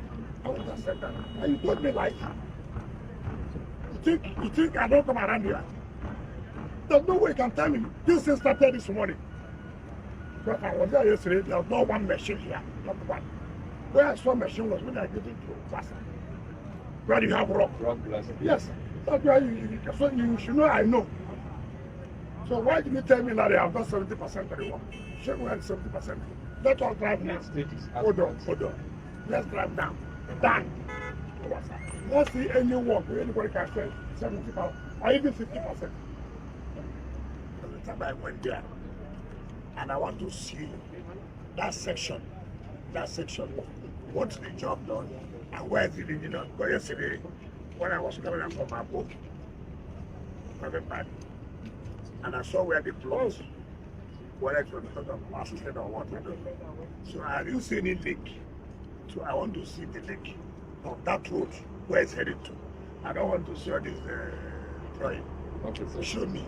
Okay, sir. And let me see the extent of work. So forget about this. Okay, sir. Okay, sir. By way of background, the Outer Southern Expressway extends from Pillar and Road up to Babalada, about 67 kilometers. Now it's being developed in stages. The first stage, which is what is fully completed, is a 10-lane expressway. So that is process stage 1, which is completed up to here, up to where it is.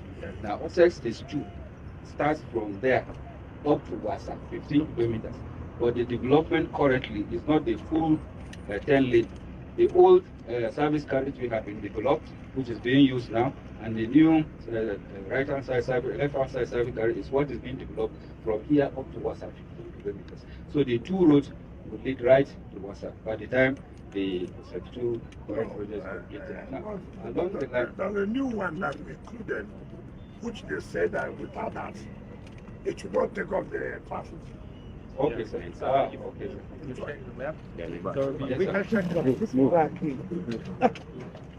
sir. Let's show from here. From where we are standing. Yes, sir. Okay, so where we are standing, we have the 10-lane expressway. By the time this service carriageway to Wasa is completed, there will still be some form of traffic control.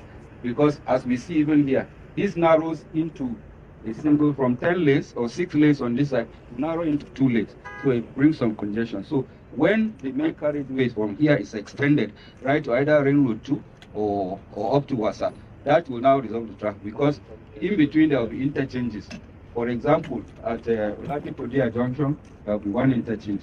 At Ring Road 2, which is about 7 kilometers from here, there will be another interchange. So if that extends a little, then we'll get to the Stop the show like that, okay? I'm coming to that place now. And my cameraman, everybody, all right? So when I get there, I want it to be there to capture everything. I have to show that we are working, okay? So that I do some shakara when I get there to make it look like I'm angry, okay? Okay. We're almost there now. Get ready. It's all showmanship. Do your job, and you probably don't even need all of that showmanship, though, right? And it kind of still move around or move about like a state governor with long convoy that, or is it the governor of Abuja? Maybe it's the governor of Abuja, it's the minister of Abuja. Anyway, he had this to say to the media himself. Just that. This road, especially the completion dates that is not adding up. Very bad. I'm not encouraged. Yesterday, my attention was drawn when I went to inspect the Kashi-Apo road, and which took us through Wasa. And then I passed through this area and I tried to find out where the company CGC is working off one of the respected companies as far as I'm concerned. But as far as this road is concerned, I'm not happy. And I made sure that the FCTA authority, I summoned them yesterday with CGC to really come here today to see things for ourselves. Not every time telling you that, oh, we have done so percentage of work.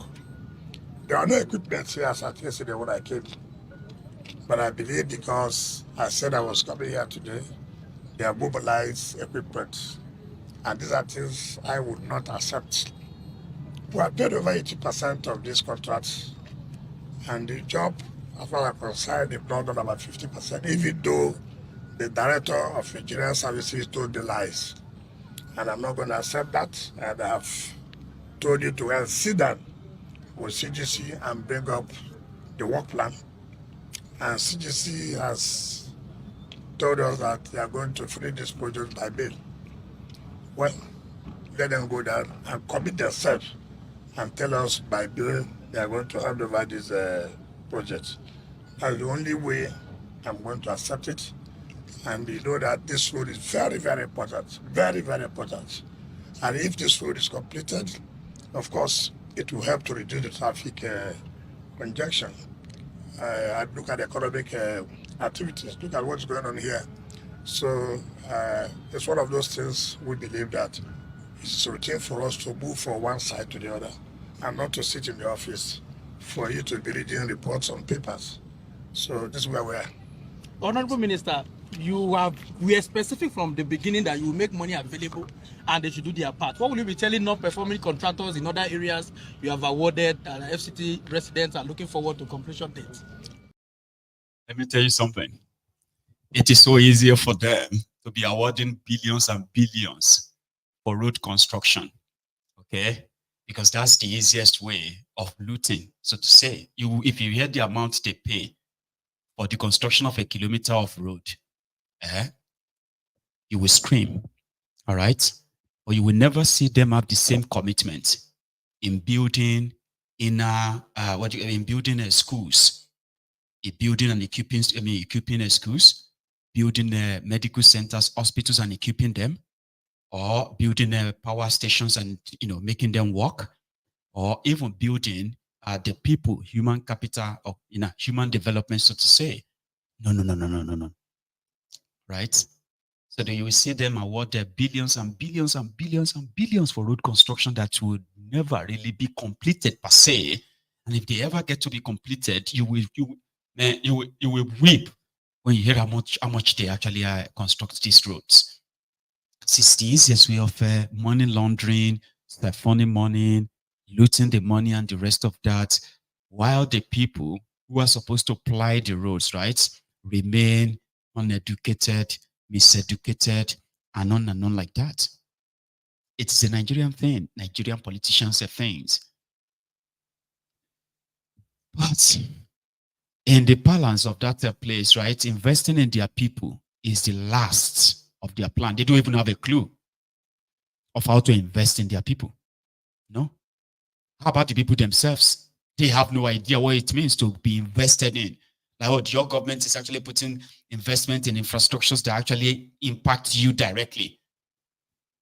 Just build road, and then if anybody is complaining too much, okay, you know what? Let us go and build hospitals. And when they build this mass, they just mount blocks, these big buildings. Don't give a damn about the sustainability of it. Those who are going to work inside it, how they are going to get well paid, how they can actually create an economy, right, with all the resources they have that helps their people in a way that it can complement whatever they are building. That's a long story. They have no idea, they have no clue, or they are not interested. So to some of them, Wirewike is one of the hardworking ministers of THIEFNUBU, building roads to nowhere, while their inner roads are they are like in complete shambles, like dilapidated beyond what you can even explain. But they are building highways, constructing bridges over it, and all that stuff. It's the Nigerian thing, unfortunately. Human development, zero. Anyway, I'll live on like that.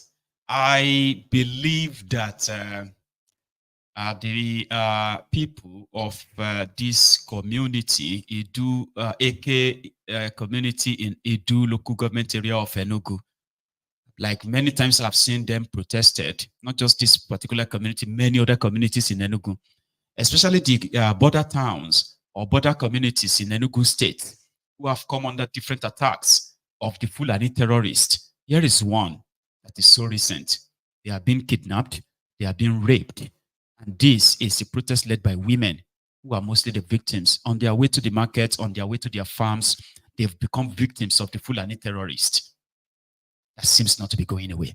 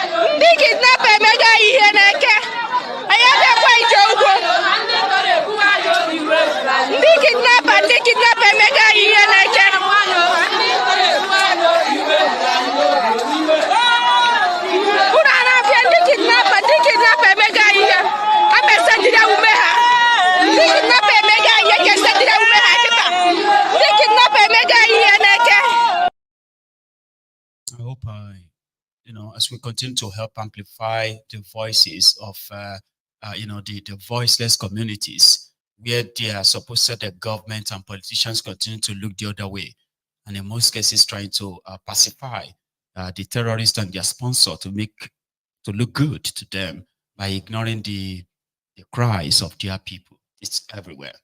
It's unfortunate, and this is still happening, as you can see.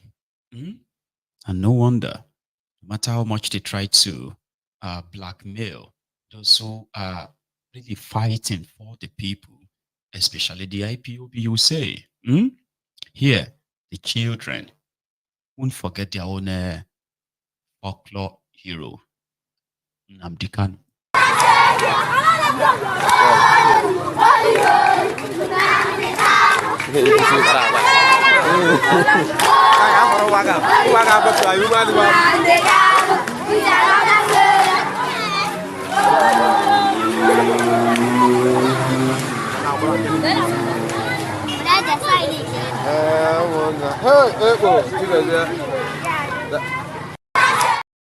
Just so you know, there are many people from that part of Nigeria that believes that the continued incarceration, illegal detention of Nnamdi Kanu is one terrible reasons they believe the insecurity in the eastern part of Nigeria continue to escalate. If there should be anybody who cares for the lives of the young and the old in the eastern part of Nigeria, they will rise and support strongly the unconditional release of Nnamdi Kanu. And we will keep pushing for that too. Thank you so much, everyone, for your time.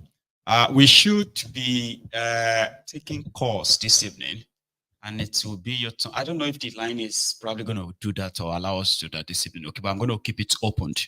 Okay, so if it works, we'll take calls, and if it doesn't, then we can possibly see some other time. But we'll try that. But first, I'm going to take a break. When I come back, I'll check if the line is working. I expect it to be working, but you should try it too. Now, listen, if you have to leave, I understand. Remember, just like the broadcast before you go.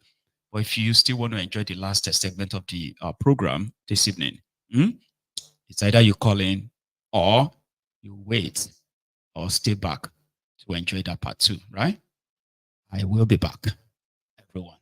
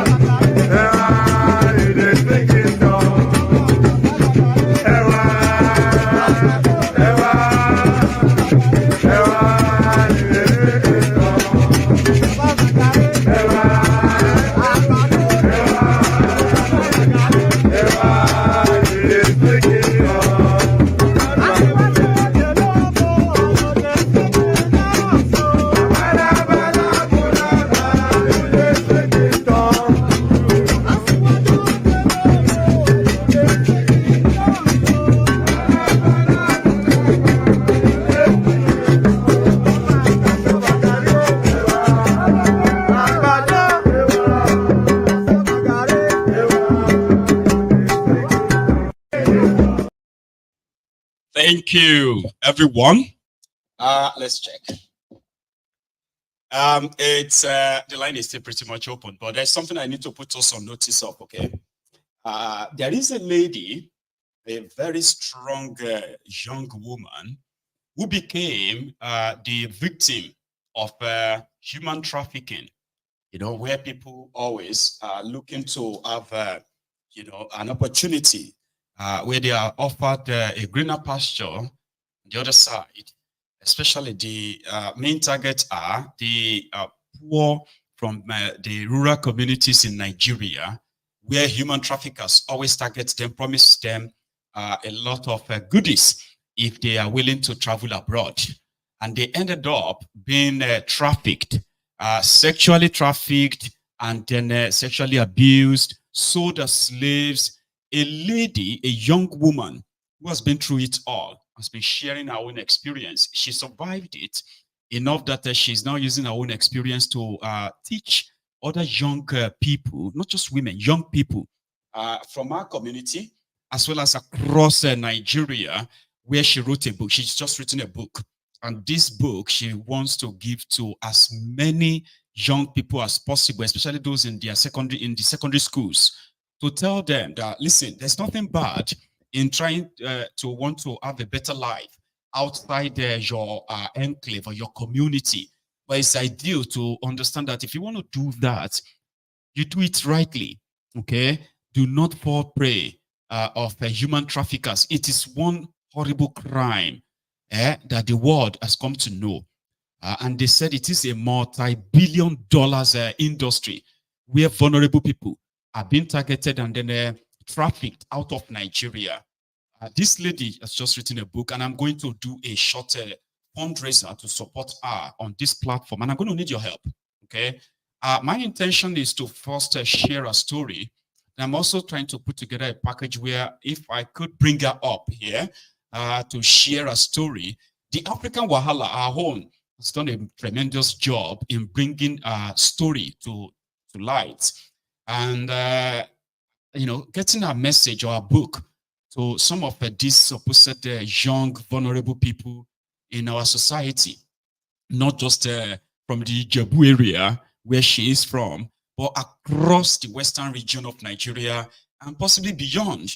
So we intend to purchase as many of those books and get them shared for free to so many schools. And this is not a story that is a fiction. No, it is like a true story, a true life story of somebody who lived through the trauma, who lived through the horror, and hopefully want to prevent same happening to so many, many young people. And I'm going to need your help, right? I am going to need your help in raising as much as possible in buying this book. The book is expected to be launched later this month. And we want to put in our own request for the before the distribution or the launch of that book. I just thought I should say it here so that I don't kind of ambush you. So my platform, or this platform, I intend to put in at least 500,000 naira towards this book. I think we're going to need to raise more than that. Yes, if we can, possibly if we can raise, okay, I won't say, just raise enough, substantial amount that can buy this book and distribute them for free. You get what I mean?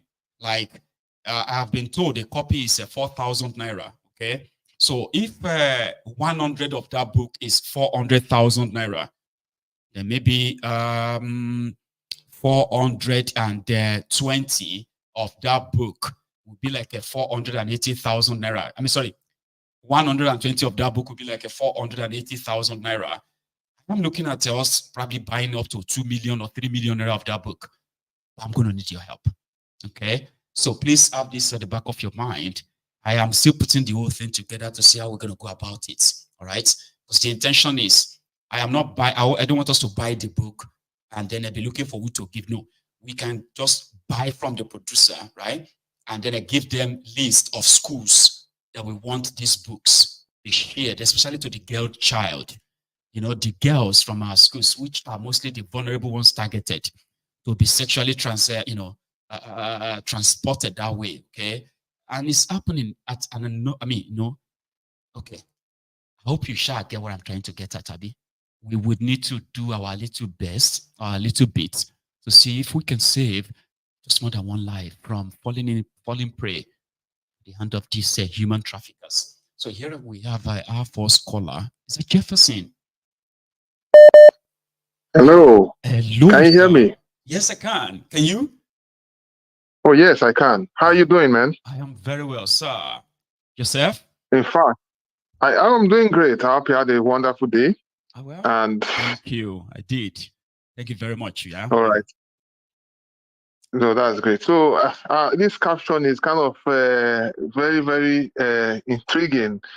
Koolu coming to the UK for 2 weeks vacation, and while Yorubas were attacked in Kaduna yesterday. And there is no reaction from either Kaduna government or the Ponus that are always threatening us on social media. Not a single reaction. This is crazy. Maybe if it was Igbos or another tribe now, that's when you see. It will be a war. They'll say, the ungrateful Igbos, and we are hosting you. You know, it's just crazy. You know, it's crazy, and that's how we have degenerated. And from the Independence Day that happened yesterday. I mean, people are kind of insensitive. I saw, isn't you? Yeah, I saw the post you shared concerning how people were jubilating in, I don't know if it's New York or whatever. It's New York, right? It's New York, right? You know what some people told me? They said, okay, why don't you just see it as they are actually celebrating their independence from Nigeria, not celebrating Nigeria's independence, but they celebrating their own independence from Nigeria. As all of us, they love Nigeria from abroad. Exactly. You know, we are loving Nigeria. Yeah, they are loving Nigeria from abroad, and they're enjoying it, the spoils. You know, why would they love Nigeria because I can remember, most of them will love Nigeria because most of them, when their fathers and their mothers, they steal money from Nigeria, they can buy. Because I've witnessed it firsthand when I was studying in the UK so many years back, where a student bought a shoe. And he told me in the face that shoe cost 3,000 or 5,000 pounds. Really? One shoe. This is 2010. Yes, I can remember I was a student in UK. And he told me, he said, because what happened is I entered this room. I said, okay, Ross, why are you putting your shoes where they are supposed to put school books? You know, when you are a student in a university, on the shelf, you are supposed to put your books. Not shoes. The shoes on a bookshelf, and you're like, guy, what is wrong? Exactly. So the guy went. The guy at then he went and he put all the shoes on that place. I asked him, I said, come, why are you putting your shoes there? He told me, do you know how much I bought these shoes? He told me that he bought these shoes for 4,000 pounds, 3,000 pounds. I told him, bros, I am not lying. May God, this thunder strike me if I lie. I am telling you what I saw. I've seen some of them who bought single jackets for over 2,000 pounds. And I'm like, why would you even, do you work for this money to start with? I don't understand. Exactly. So when I dared him, he now went and showed me on the internet the prices of all those things, shoes, watch, and everything. I said, oh my God. And later I found that most of them are actually children of the top politicians in Nigeria. I said, oh, there you go. So this is how they do it. When they steal the money from Nigeria, well, some are businessmen anyway. There's some little exemptions, but majority, when they steal that money, they come over to Nigeria, to the UK or any part of the world, and then they spend money like as if their parents are related to the royal families of Prince Charles and in Emirates or whatever. Showing affluence, and yet there is nothing to show for it. The other time too, I had an argument with someone, or we saw an incident in the US here where an Alhaji, I don't know the state he's from. Is it from Adamawa or so? The guy went and was donating. He donated close to 10 million naira to a university in the US. Meanwhile, in his village, there are so many hungry people. remember But he can, but yeah, but meanwhile, exactly. But meanwhile, he can go and donate money in the US. Like, I don't know whether it's 50 million. Imagine someone like that with that kind of money without him doing anything. Of course, I've not even done it. I've not even seen, but now I see it's exempted anyway. But just imagine the mindset. So what I'm trying to say is that all this mindset of these people is an aftermath of what they have been doing. You know, when they come here, they behave like, oh, and you will see the arrogance. You even find out that even people who are not, you will see all these are fellow foreigners from other parts of the world.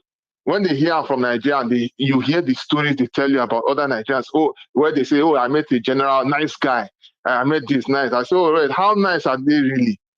Are they nice because you see them because they come over to this country and then they spend money anyhow, and you see them as nice? You don't know the kind of ills they have done back in their home, you know. And it's very, very unfortunate, and there are many of them. I don't know, because it's not, because this fight is a very, very, very strong one. I just feel that one day, all these people that are doing this evil, we are going to really, those people will be caught up with them.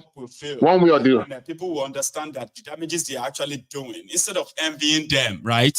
You should actually be shaming them if you can. See, yeah, exactly. Thank you, Baba. Let me take another one, okay? Oh, you're welcome. You're welcome. You're welcome. All the best, man. Bless you. Are you? So I have somebody right there in the comments that is asking if there is no good news from the zoo. So I'm going to say that's a sarcastic comment, right?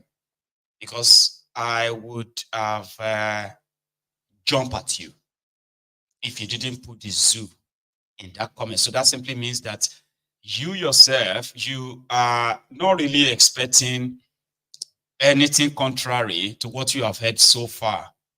Talking about good news from the zoo. I wouldn't know how to answer that if reporting the happenings from the contraption is something you don't really find a little bit concerning. Because that's why it is right here. If you are looking for any good news, depends on what that simply means to you. So the good news is to possibly manufacture one. What can constitute a good news? For example, let's say the EFCC just arrested about 18 sitting governors, arrested about 100 National Assembly members for corruption, and they are currently handcuffed, about to be sent to jail. That could be good news, right? Or you see, THIEFNUBU has been arrested, even though he's the president of Nigeria, simply because the National Assembly just impeached him for corruption and cover-up. Now he's been arrested. That could constitute a good news. What else can constitute a good news from the contraption, if all of us want to be honest, is to say that over 3,000 people have been arrested in the NNPC, past and present, for their role in destroying the petroleum sector in Nigeria and the money, including the looting or the stealing of the Nigerian crude oil and all that. That would be good news, right? I mean, what else can be good news? Good news, good news. The another good news can be, like the Sambisa forest, I've seen the total annihilation of the terrorists who have occupied the space for so long that we have videos of them either dropping their guns and running away, and that could be good news, right? What else can constitute a good news from that contraption? Prince Jejeman, can you help me? Yes, so my good general, the Tucano Mike. Yes, sir. Prince Jejeman, representing IPOB for life, Baba. That is him. Good evening. How are you? I'm fine. Oh, how are you there? I'm still here, pushing. Baba, the greatest news will be make who sleep now and wake up and hear say Nigeria don't collapse and Biafra is actualized. That could be another good news. Exactly. Like everybody has agreed to go their separate ways. that can be good news. So if somebody comes onto Mayegun's diary political and say, don't you have any good news from the zoo? I don't know how to react to that. Jamaica cost you the wine mini or what exactly. But again, we know what can be good news. So I just don't know what the good news means to this individual, except they have to come clean. Please. Honestly, Baba. No wahala. What you will not say the disaster there for door. You know, it just make when it go be, how it go happen. Yeah, but we see as they go. Now only consumption, no production. No production. There's no business that will survive like that. No. You know, so it be the Nigeria now without IMF. That's all of them. You see, they will run away and go and live in London or Dubai or America. You know, so and time will come. IMF self, they will be tired. China is tired. That's why they are seizing property in London and where be America. So from Canada to France to London, Liverpool, everywhere, wherever they see the property of Niger, they take out. What is that the suspect? We say there are some diehard criminals where there for IMF because how can they are seeing that the way these people are misusing all the money they are giving to them, but they are still giving them money every day. So they are criminals who are benefiting in that IMF, and I think it's high time people should go and protest at their headquarters anywhere they are. You know, because we can't be just telling every day talking to only this criminal in Nigeria. IMF people should go there and protest and ask them why are you giving this money? Are they no accountability to the money you are giving to them? What have they used it for? And you are still giving. You know, so they are in conspiracy to kill everybody. In that conjunction, concussion of Nigeria. You see, by my good general, the main thing will make me call now these two mad people, Sherima and Hopeless also Dimba. You know, say that one where they call Sherima, I think that Fulani boy when waiting be name self Sherima Abi. Am I right? No, be shitty man. Shetima is Shetima, but no, the one that said that if they didn't if Igbo people or Biafra didn't take Boko Haram and hide refugee for Imo State, that there will be war. What is the name of that useless smelling guy? I will remember, Sha. Yeah, the one that talks if the Igbo people reject the IDP that they bring to Imo States, it shows that you know they don't love Nigeria or something like that. I remember. I think it's don't worry. I remember him. Sha. I put his speaker. I think it's Arewa youth leader or something like that. And now, Inena something Sherima. Yerima. You know, Yerima. Thank you, brother. You see that man, how disease don't enter that guy brain. Oh. You know, you see that guy. I don't even understand how this hencemen, how their reasoning be. Yeah, it's called entitlement, Prince Jejeman. It's called entitlement. They are they have that mentality, entitlement. Now, entitlement mentality make them talk say Bayelsa oil belong to Jigawa. It is called entitlement. And not be them fault. Yeah, I understand. Now Nigeria, one Nigerian give them that leverage. Okay. But as he be, my ego, I want to tell that guy because I hear say people where they near Arab say mouth the smell.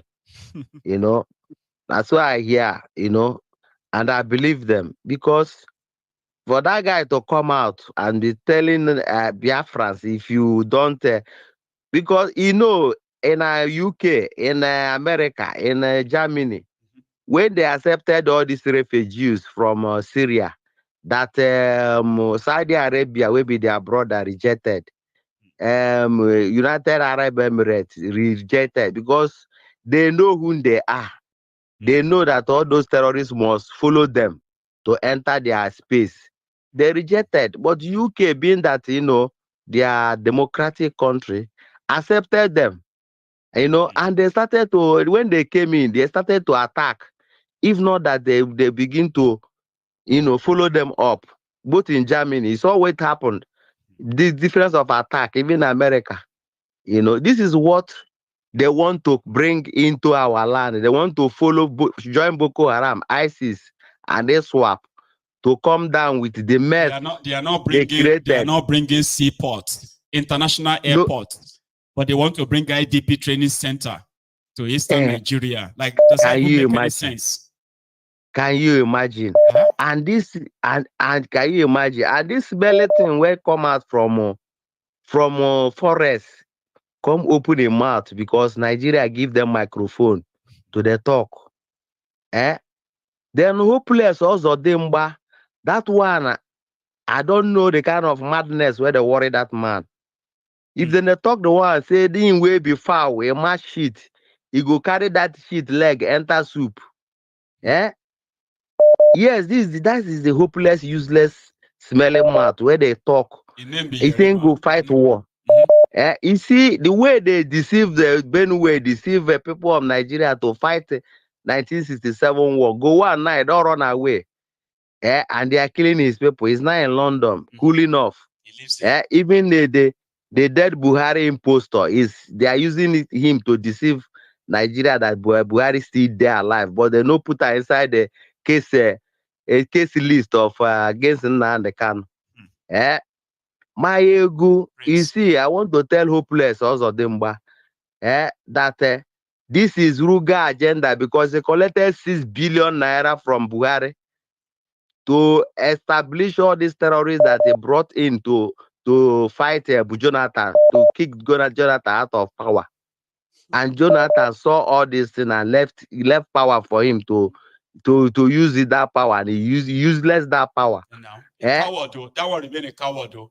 He said people's life know what power.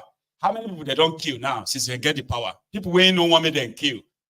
Saying no go fight them is not worth it. Abi? Honestly, now, how many they don't kill now? How many communities they don't ransack now, destroy now, after they got the power? Say any best way they kill, where Buhari kill, but Jonathan in hand the inside. If you like making the play innocent, because if you run away, leave us inside the hand of Boko Haram leader Buhari. Nigeria life no go there like this. I look at the end of the day, Fulani. To cover up all the atrocity and abomination that they committed, they carry Nigeria and give the drug lord. Then we now see, look at where the life of the whole Nigeria is now. They don't know if they are going forward or they are going backward or they are standing still. Everybody is just totally confused. People are dying every day. You show us somebody that is standing on the high tension. On the high tension. Prince. Is it in fact my ego, but in the way if they say they want fight war, but they know say they can fight at 1,000 years, they see they fight that war. And they make him know that's a stupid boy.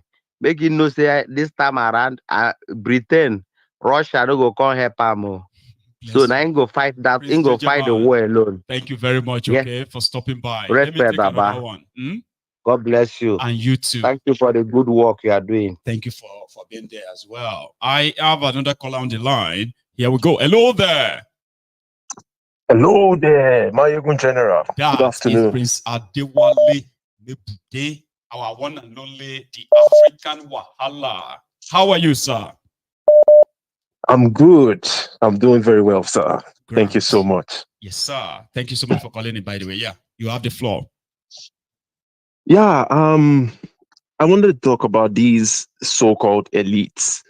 The same way Dele Farotimi described them recently as dirty people, filthy, unintelligent, just a bunch of rogues that the only thing they have to offer is to showcase the limousine or the expensive Rolls Royce that they are driving on rubbish, horrible roads without drainage, full of potholes. They drive expensive cars and they use all types of security to surround themselves. Nigerian police and soldiers that are supposed to be protecting Nigeria and its people, they've become private security guards for the elites. And then these elites drive across dangerous, rough roads across Nigeria because they don't want to be kidnapped. They use the soldiers and the police as their protection. They get to their villages where 90% of the people are living in multi-dimensional poverty. Then they go to a mansion in their village. They rarely ever stay there. Maybe they are there for 2 days with a bunch of police and security. Then they run back to Lagos and Abuja because that's where they feel safer. So in real life, these guys are not elites. Like Prince Jejeman just explained, you have Yakubu Gowon, after being a full-time head of state, killed a bunch of people in a fake war, a genocide, destroyed the country, nothing left for his children to inherit. Then he ran away to London, England in his 80s, going to get ready to die, getting ready to die in England. Same thing with his friend, Bokwari. That one went to his house in London to go take a picture. Hey, we are friends, we're in London. Oh, we now live in London. Is that not a shame? These guys are, I understand they have no shame. These guys are completely shameless, and it's our own responsibility to force them to be held accountable. Until we figure it out, they are going to continue doing the same thing. Just like the so-called president, Koolu THIEFNUBU. He has run away to London again for medical treatment after being in politics for over 30 years. Not one single hospital in Nigeria is good enough to take care of the president of Nigeria. So he is currently in London for medical treatment. And we saw him there about 3 weeks ago. He was there again, sneaking out of St. Mary's Hospital like a thief, like a common criminal. You know, he had those 2 guys surrounding him. He jumped inside the Mercedes-Benz because these guys, these so-called elites of Nigeria, the so-called giant of Africa, they are so shameless. While Tinubu was sneaking like a thief into the Mercedes-Benz, in that same video clip, I seen one guy, he looked like an Amazon worker or like, you know, all these delivery companies, pushing his trolley, going to deliver some material. And I was just thinking to myself that in Nigeria, this thief, this so-called elite that is a thief, will never be ever, he would never be in close proximity to a delivery driver. Yeah, exactly. So these are the people that they call elites. These people are trash. They are garbage. I encourage people, if any part of you have any respect for them, consciously remind yourself that you shouldn't have any respect for them because they don't deserve it. These guys are garbage. And I also encourage you guys that are in England, if you ever find out where that thief that walks around crawling like a cockroach, hiding around the crevices, if you find out where the guy is residing, go out there and stage a protest. Tell him to go back to Nigeria and fix it. Though he's not going to do that. I know he will never fix Nigeria, but put that pressure on him.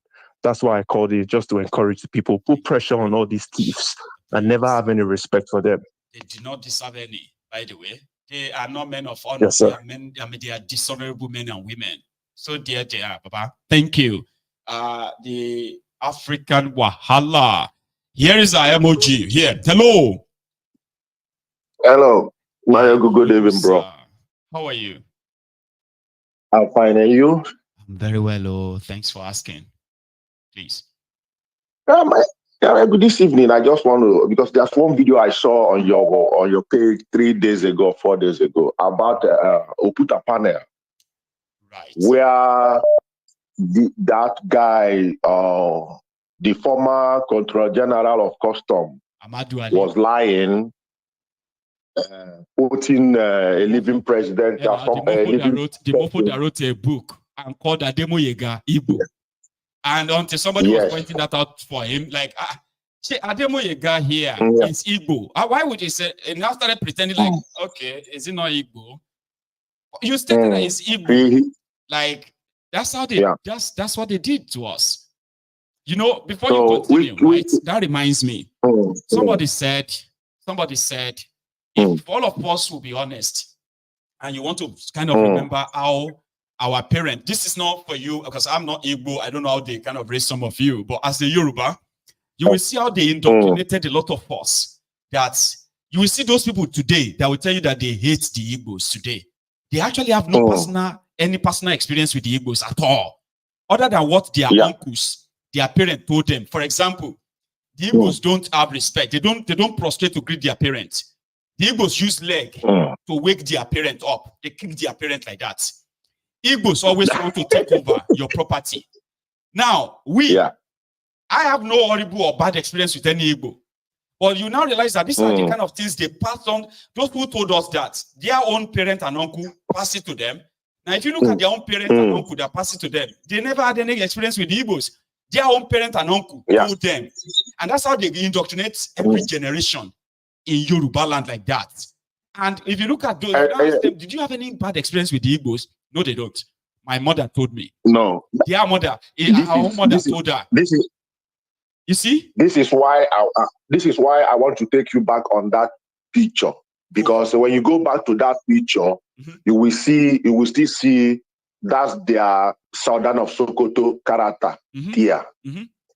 Which Southern of Sokoto said to with Ahmadu Bello, then now they are putting Ahmadu Bello picture as if those guys that staged that queue that time. If that thing is not even queue, that is revolution that they did. So they now stage it at one is Igbo queue. Then the last 2021, the last man standing on that queue, which is Colonel Nwobosi, made the confession and how he said he's now close to his grave. He's not feared to death. He said the truth, and still they are lying. And that man that you saw on that your picture, that video, that man was Control General who was putting money on duties, import duties, almost every month and every week during Buhari tenure. And that man was the one that refused to put on custom uniform.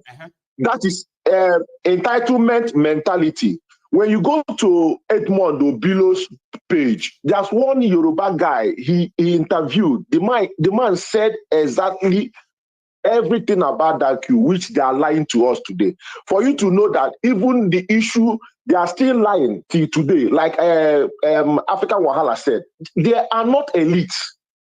These guys are just criminals, murderers, and because they are going away with it. And when you go to Edmond Obilo, that man said that the Fulanis in Nigeria had only one plan: to destroy Nigeria, to destroy this space, because they are not from Nigeria. And that's the only thing they have to do. Now they now ask the man, what about all this Aburi and all these things? The man said those Aburi was meant good for Nigeria, but they are still lying. But let's forget about that one. You see, Nigerians, I don't understand Nigerians. We are here suffering, and every day you are there doing research, bringing up information, putting it up, taking almost 3 hours of your time every day and putting things up. But people that are in Nigeria, I don't understand them. When you go to internet now, you will see Wizkid and Davido. That's another issue, which is distraction. And Nigerians are floating there, commenting, fighting themselves about Wizkid and Davido, forgetting that Davido has an uncle, which is a governor now, only to dance. No good road. He's not showing anything up. Wizkid is also somebody that God graced and God blessed. And every time we see a sort of questioning, Nigerians want to ask questions. You will see these two little rats. They will come up with one saga, and people will just jump there and forget their sorrows. You know, so I don't know what is wrong with Nigerians. Just 2 days ago, on 1st, they did a protest in Nigeria, October 1st. Today, they now flaunt. They don't flaunt Wizkid and Davido case. Everybody forget about on the Davido and Wizkid.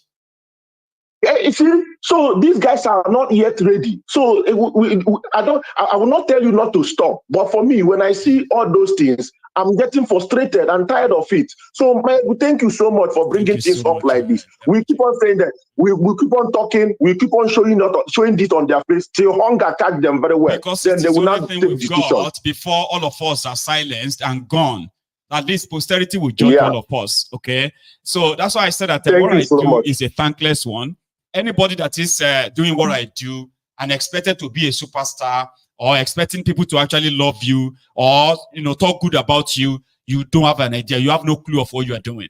It is a thankless one that people will actually say to your face, "Who sent you? Now who sent you? Oh, Benny, face your life, Joe. My friend, leave me alone." But the reason why people like myself will remain the conscience of a lot of people is that there's always going to be a moment of truth. That moment that you cannot continue to shy away from the reality or from the real problems, where you can always come back and say, this is now unavoidable issue, so I would have to actually face it frontally. So yeah, that's why I told people here many times that you do not owe me anything. I appreciate all the love. I appreciate all of the support, which mostly things I did not really envisage until they came my way. But what I am doing is just to keep all of us subconsciously awake. That even if you are lying to yourself, one sec, even if you are lying to yourself, say if people are lying to you or you are lying to people, you won't be able to lie to yourself. So you can like me in the morning, and you may not like me in the afternoon based on what I'm going to say. That's going to affect some people you possibly worship somehow. But if you pay attention very well, you realize that I actually mean well. And I don't need your validation. I don't need your pronounced I love you, this and that. No. If you have to say you love Mayegun, you have to love me unconditionally, because the truth I spew every day can be uncomfortable for so many people, especially those of you who love to cherry pick the oppressors, the ones you like and the ones you don't like, and all of that stuff. So in my book, right, I am doing something called a thankless job, a job that is more or less like puts my own life in danger, and not because I'm doing anything wrong. It is because a lot of you secretly admires the people responsible for all of these problems in that contraption, and we are all victims of it. So until you come around it and say, well, it's either we stop it together or we perish together. So there's no love lost there. You don't have to love me to listen to me, okay? And you don't owe me any of that. I appreciate those who give, but I am not really expecting it when I'm speaking my truth. It is like, hitting a puddle, and the splash can eat anyone, including my own father, even though he's dead. Hello. Hello, Mayegun General. Hello, sir. How are you? I'm good, very well. How are you? I'm very well as well. Oh, thanks for asking. This is Paul calling from London. That's him, Paulo. Thank you so much for calling in, sir. Please.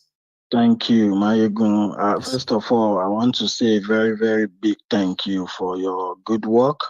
You know, for everything you're doing for the country, the contraction, and how you are wakening people up from their slumber.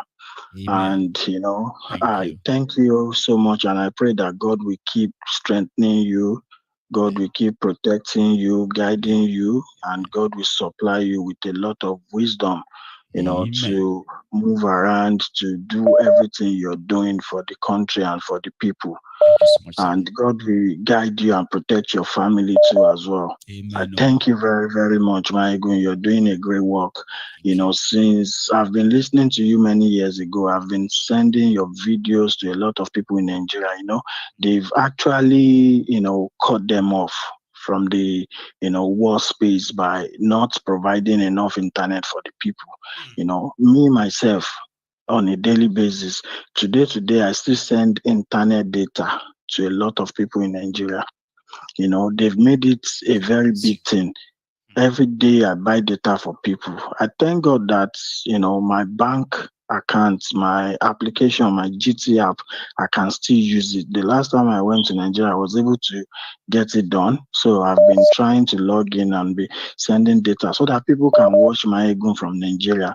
And sometimes I will download your video and send it to them so that they can watch it offline, because many of them can't afford to buy data to watch it online. That is how difficult they've made people life to be, so that they are not informed. And all these people, the access to information is totally controlled. God bless you. That's the word for it. It's very sad. Earlier this year, I was in Nigeria.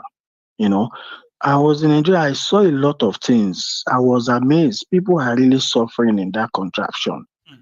People are suffering. People are dying every day. Mayegun, all the general hospital in Lagos State, they will tell you Lagos is a mega city. Lagos is a mega shitty, just like you always say. A shitty place. If you go to all these general hospital, people are dying every day. Some people, a doctor told me that people are dying because of 20,000 naira. They cannot buy a medication, 30,000, 50. I'm telling you the fact. If you know how many people have sent money to go and treat malaria, typhoid, on the deathbed, that nobody is ready to help, people that they've not seen money to eat. So all these things that we are doing, we are wakening people up gradually, and people have started getting to know what is happening in that country. The level of impunity with our leaders are too much. They believe that there's nothing that can happen. They have total confidence, and they've already divided the people very, very well. Mayegun, yesterday we did Nigerians celebrated independence, and I was watching people in New York. They were holding party. They were celebrating, wearing green and It green. was one church that actually did it. They said now You one can church see. organized that, and people love Imagine. partying anyway. So what do you expect? They are celebrating their own independence from Nigeria, not celebrating Nigeria's independence. Baba? Imagine. What is there to celebrate?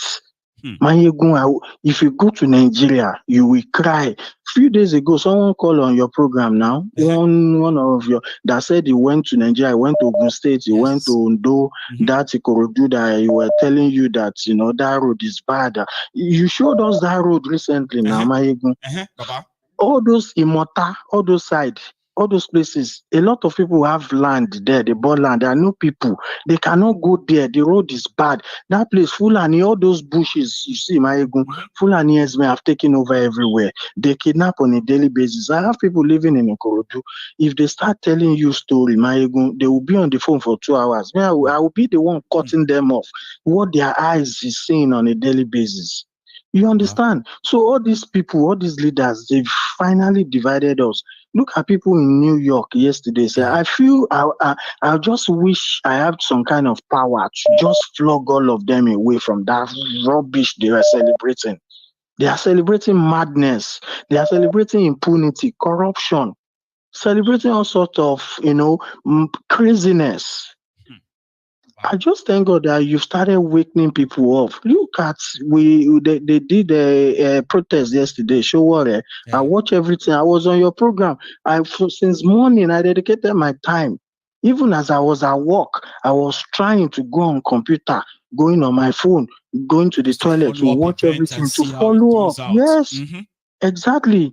And I could see the numbers of people that came outside. Even the people I have in Lagos, in Ibadan, all of them, they are begging me, they're calling me, they need money. I said, you're all stupid. They are protesting. Why can't you join them?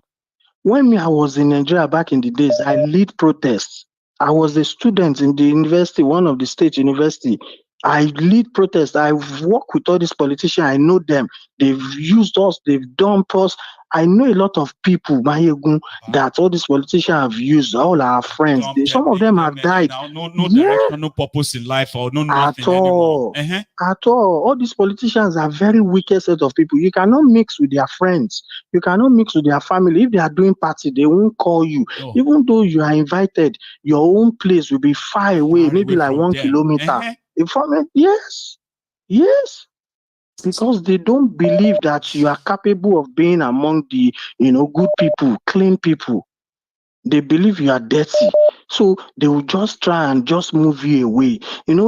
It's just too bad in that contraption. A lot of my friends have died for all this politician kidney problem, where they will be smoking, drinking, and I will be telling them back in the days, many years ago, that you guys, you have to use your brain. You don't have to be working all through the whole year or your life for all these politicians. They don't have plans for you. They will give you all 500,000. You maybe like 15 people, 20 people will share it. How much will be your own portion? During that time, we were planning our traveling, we were planning how to Japan and all these things, planning masters, planning everything. But they just sat down. Many of them now has died, kidney problem, depression, different disease, all those things like that. So it's really, really terrible, that country. And you have people who are supporting all these politicians. Especially if you see all these young ones who are now joining the fray. In 10 years' time, they will be useless as well. No meaningful, no purpose in life. And then they will look back and be like, oh, we wish we had. Absolutely. Thank you so much. Let me Thank you, Maigun, for your work. All right, take care. You have a good day. Yeah, bye. Okay? And you too. Here is another caller. Mind you, I'm going to ask this my caller to hang in there for a sec. All right. We now have just we have just about 15 minutes to go. Please, if you are still with us and you haven't really liked the broadcast, kindly do, because we are just going to take maybe another 1 or 2 more calls, and that's going to be us this evening. So don't let that pass without you liking the broadcast. Here is Adiola. Hello, sir. Baba. How are you? Baba, we did okay. We did very, very all right. I just called just probably to share my own thoughts about this so-called independence. This independence, but I don't think I'm from top to bottom, like Buhari would say, very useless man like that. Very, very useless person. And for me, is an anomaly to celebrate independence. From what? What is here to celebrate? Even the concept of independence and dependency, one has to really understand the trickery behind all these words. There is no time that our ancestors traveled all the way to the ports in Liverpool, to the docks, with a begging bowl, begging any country for resources. We were independent originally. Your independence is inside of you. They can't take it away, inalienable rights. It's my point. So for you to celebrate independence is an anomaly. Is an anomaly. Your Independence that gave you exactly freedom. It's telling you, giving you freedom, but you were never so it's all in the mind. It's all in the mind. They've shackled you to think that, oh, we've given you independence, we've given you development, we're giving you are free. Pretty much but was I in bondage before? We were not in bondage, because if you went to different parts of Africa back in those days, even when they came, they saw legal systems. They saw people that had courts. They had their own court system. They had their ways of settling disputes. They had their own architecture. They had everything that was working in order. It was a civilization. This is my point. So the moment you understand that there was a civilization, they had a way of settling disputes. They had trade routes. They had silk routes. They had all these things. Even there was an artwork that was done by one of the guys from Britain that came to us and saw the Benin Empire, and he saw story building, and he drew it back in those days. So there was civilization. The Portuguese said when they first had contact with the Beninese, right? As far back as 15th century, 1470 something, they saw street lights in Benin. This same Benin today, the Benin you have in Nigeria today. That Oshomole just made a mess, and exactly, oh dear, desecrating the land, man. So in summary, Maigun, I can never celebrate independence, because for me it's an anomaly. That's number one, because I was never dependent in the first place. So what am I celebrating independence from? What? I was always free.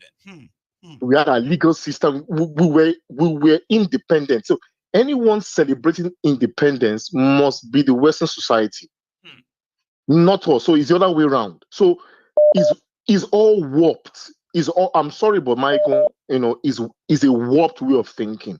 And until we straighten that thinking, we will not go to get anywhere. And number two is in that name. So you are celebrating independence in a name that God did not call me. So it's even double whammy.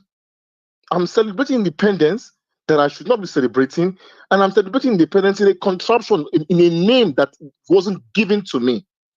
Total Baba, identity. Baba, is just like a trained wreck. Chairman, let me leave. I want one person to call again. Let me leave. God bless you, sir. Bye, sir. God Bye, bless sir. you for us abundantly. Here we have Chairman, let me leave. I want one person to call again. Let me leave. God bless and you, that sir. Bye, sir. lady. Bye, Charm, how are you? My good evening. How are you? I am the Bego. I mean, I'm everybody just is somebody. pretty much like these days, kind of becoming more clearer and clearer that they are shedding off that, you see, this colonial identity. And, they said it many times, Charm, that some of us have mentally disconnected from this contraption. Or even though we are still somehow being dragged into it, attached to it, or mentally, we have disconnected from Nigeria. Indeed. I mean, but you can't. I feel like that is the natural, trajectory. I believe, and I've always said something to you, right? And I'll always appreciate your platform. I really will always appreciate your platform, because even though there were things that were not clear to me, up until the time I joined your platform, but when listening to you, the conversations, even with other people's contributions, just like Adiola just finished talking just now, and everything, and it's just the natural next thing to do. Like, how will you still keep calling yourself a Nigerian, knowing the things that you know, knowing the history of the name, knowing the genesis and all of that, the origin stories of Nigeria? How will you, beat your chest and say I'm a Nigerian? These days, sense of it, in honesty, like, you in all honesty, I am a Nigerian for real. Absolutely. Even like today, when I talk to my children, even the youngest one, I say to him, "You're a Biafran. You're an Igbo boy. This is who you are." I don't even. That's your true identity, right? And just like Adiola just said now, what are we even celebrating? We were always free, for goodness sake, before this madness happened, right? And then we have a country called Nigeria. Nobody knows the meaning. Nobody knows whether it was like a mockery or just, like, oh, we're gonna call them niggers, or we just call them, maybe like we just put, like nigger area, and then that's what it's going to be. And then here we are, and then we beat our chest. I mean, Nigerian. Do you know what you're saying? Somebody is having a laugh somewhere and saying, "Look at these idiots." They're going to say Nigeria. Do they know the genesis of their name? And like, I don't know. I've been watching your show, like, and just digesting everything that you've been saying, and I'm also like, democracy, this so-called democracy that we've been sold, is an absolute nonsense. When you really similar to what these guys are practicing in their Western world, but they actually want us to keep saying it's a democracy. It is not. It's not. We don't have a democracy. And even when you break down the democracy, the so-called democracy, even the West is practicing, down to the bolts and nuts of that so-called democracy, I feel like democracy is a weapon that has been fashioned against the whole world. Because, you're told that it's a vote for the people, by the people, but is it really, when you have one person that can unilaterally take a decision, right? But because they've been voted in quotes, right? Majority of the people will not have a say. We'll just hold their hand and be like, okay, yes. You all come out and say, we reject what you guys are trying to do. We reject what but you're because saying, they have been given that power, they can override us and still do what they want to do. Exactly. So, So how does that make it a democracy, government of the how does it make it a democracy? You know, even as a, you know, being here, living in America, for goodness sake, and they say they have a democracy. Take, for example, the key issues of, like, say, abortion, right? Majority of the conservatives in the country do not believe in abortion. That is a large portion of them that do not want abortion at that very early stage, right? But now the government can unilaterally or bilaterally, with a couple of people, putting something into law, and that's it.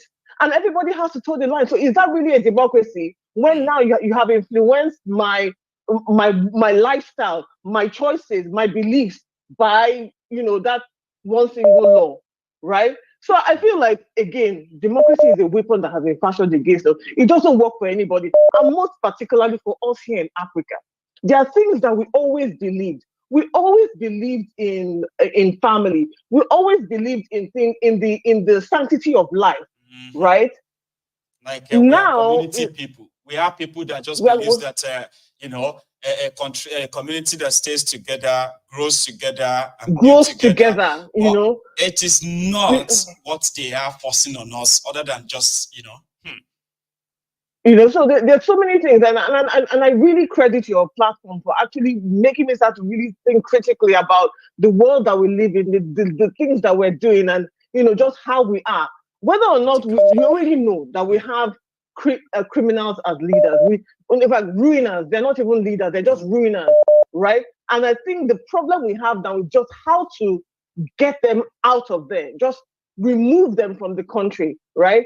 And sometimes, I don't know if when you think back and you're preparing for your show and you're going through all of this research, doing all of these things, do you ever get the sense that, you know, that somehow we are being led down a path that we might actually think that organically, or it's us going there, but it's actually them paving this way and saying, you know what, we want you guys to think this way. The reason why I say that is because of Hope Uzodinma. Hope Uzodinma came out of nowhere and decided, okay, whether he decided or the people decided or they've agreed amongst themselves that they want to do IDP in Imo State. Imo State, right? I was speaking to my sister because she's married to an Imo, my brother is from Imo State. So she's from Imo State, let me just put it that way, right?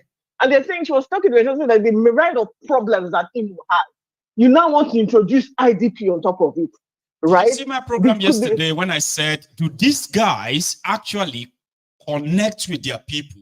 Like, it shows a lot of disconnection between those who are like the leaders and the led.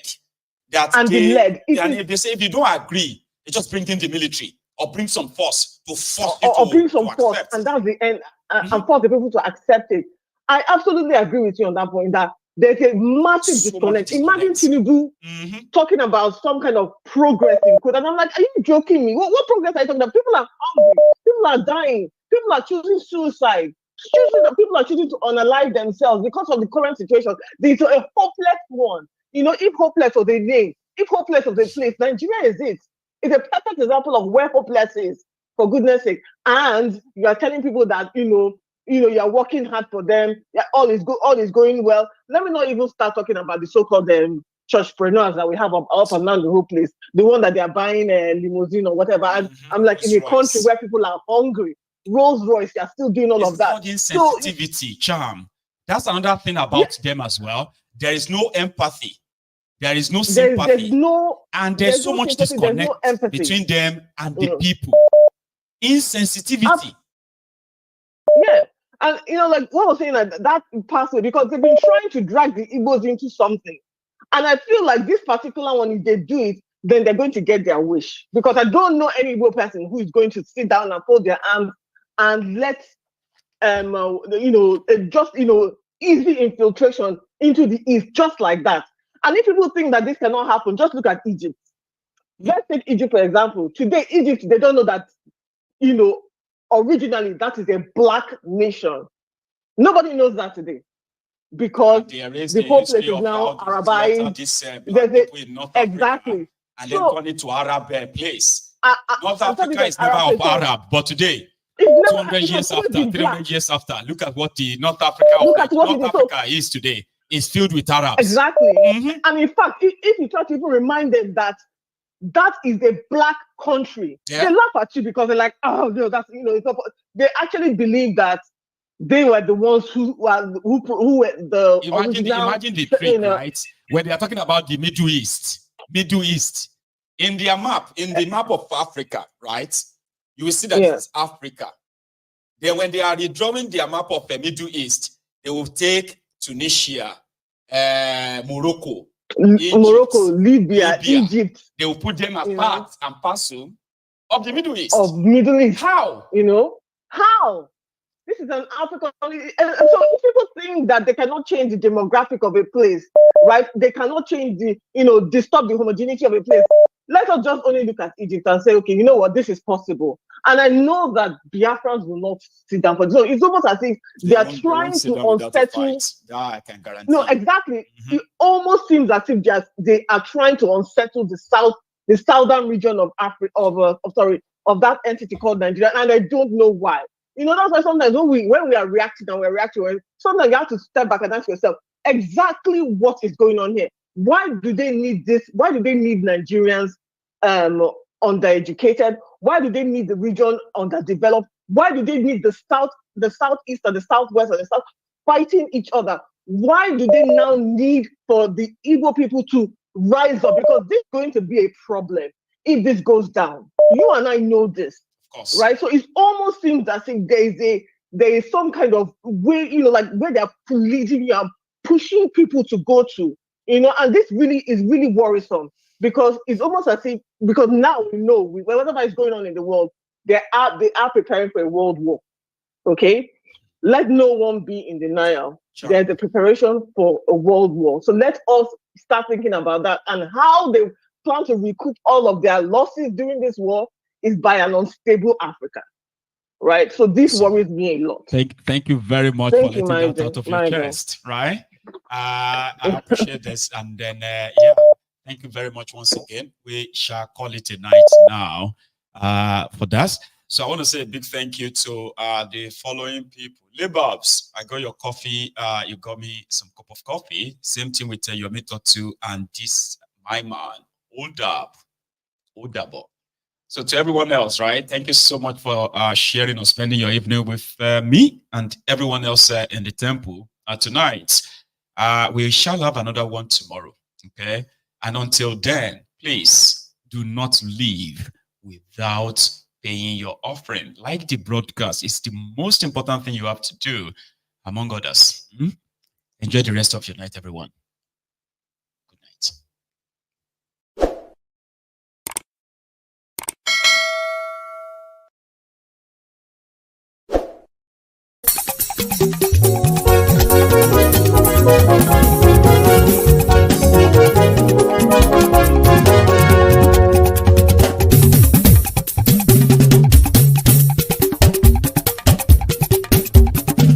Mayegun làwa mọ̀ làmọ̀ tó dòdòdò. Mayegun dayari Nayibi #1. Mayegun làwa mọ̀ làmọ̀ tó dòdòdò. Mayegun dayari Nayibi #1. Mayegun ti dé o ọ̀rẹ́ ara ìlú. Mayegun dayari Nayibi #1. Lórí Facebook, lórí YouTube. Mayegun dayari Nayibi #1. Gbogbo bó ṣe ń lọ ni Mayegun já wa sí. Mayegun dayari Nayibi #1. Àṣírí ọ̀jẹ̀lú kì í bò níbẹ̀ o. Mayegun dayari Nayibi #1. Bó bá ṣe eré àní Mayegun máa wí. Mayegun dayari Nayibi #1. Ó sì tún ṣe eré wàá gbọ́ níbẹ̀ o. Mayegun dayari Nayibi #1. Mayegun dayari political. Mayegun dayari Nayibi #1. Godfatherism kò sí lọ́rọ̀ Mayegun. Mayegun dayari Nayibi #1. Ẹ farabalẹ̀ sẹ́ o kẹgọ́rọ̀ lẹ́nu o. Mayegun dayari Nayibi #1. Àní Mayegun làwa mọ̀ tó dòdòdò. Mayegun dayari Nayibi #1.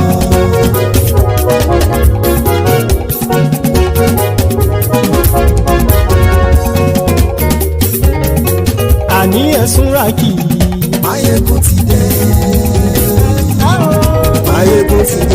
ọ̀jẹ̀lú ẹ̀sùn ràkì. àní ẹ̀sùn ràkì. lórí Facebook. àní ẹ̀sùn ràkì. lórí YouTube. àní ẹ̀sùn ràkì. wọ́n bàbá gbé wúrẹ́. àní ẹ̀sùn ràkì. ijó ìgbádìyẹ. àní ẹ̀sùn ràkì. bí pẹ̀sìdó bá rúfin o. àní ẹ̀sùn ràkì. bí gómìnà kówó jẹ. àní ẹ̀sùn ràkì. ọlọ́pàá tí ń darí bá. àní ẹ̀sùn ràkì. aṣòfin tí ń rúfin o. àní ẹ̀sùn ràkì. òkúrọ̀ olóṣèlú. àní ẹ̀sùn ràkì. ọ̀jẹ̀lú ẹ̀sùn ràkì. àní ẹ̀sùn ràkì.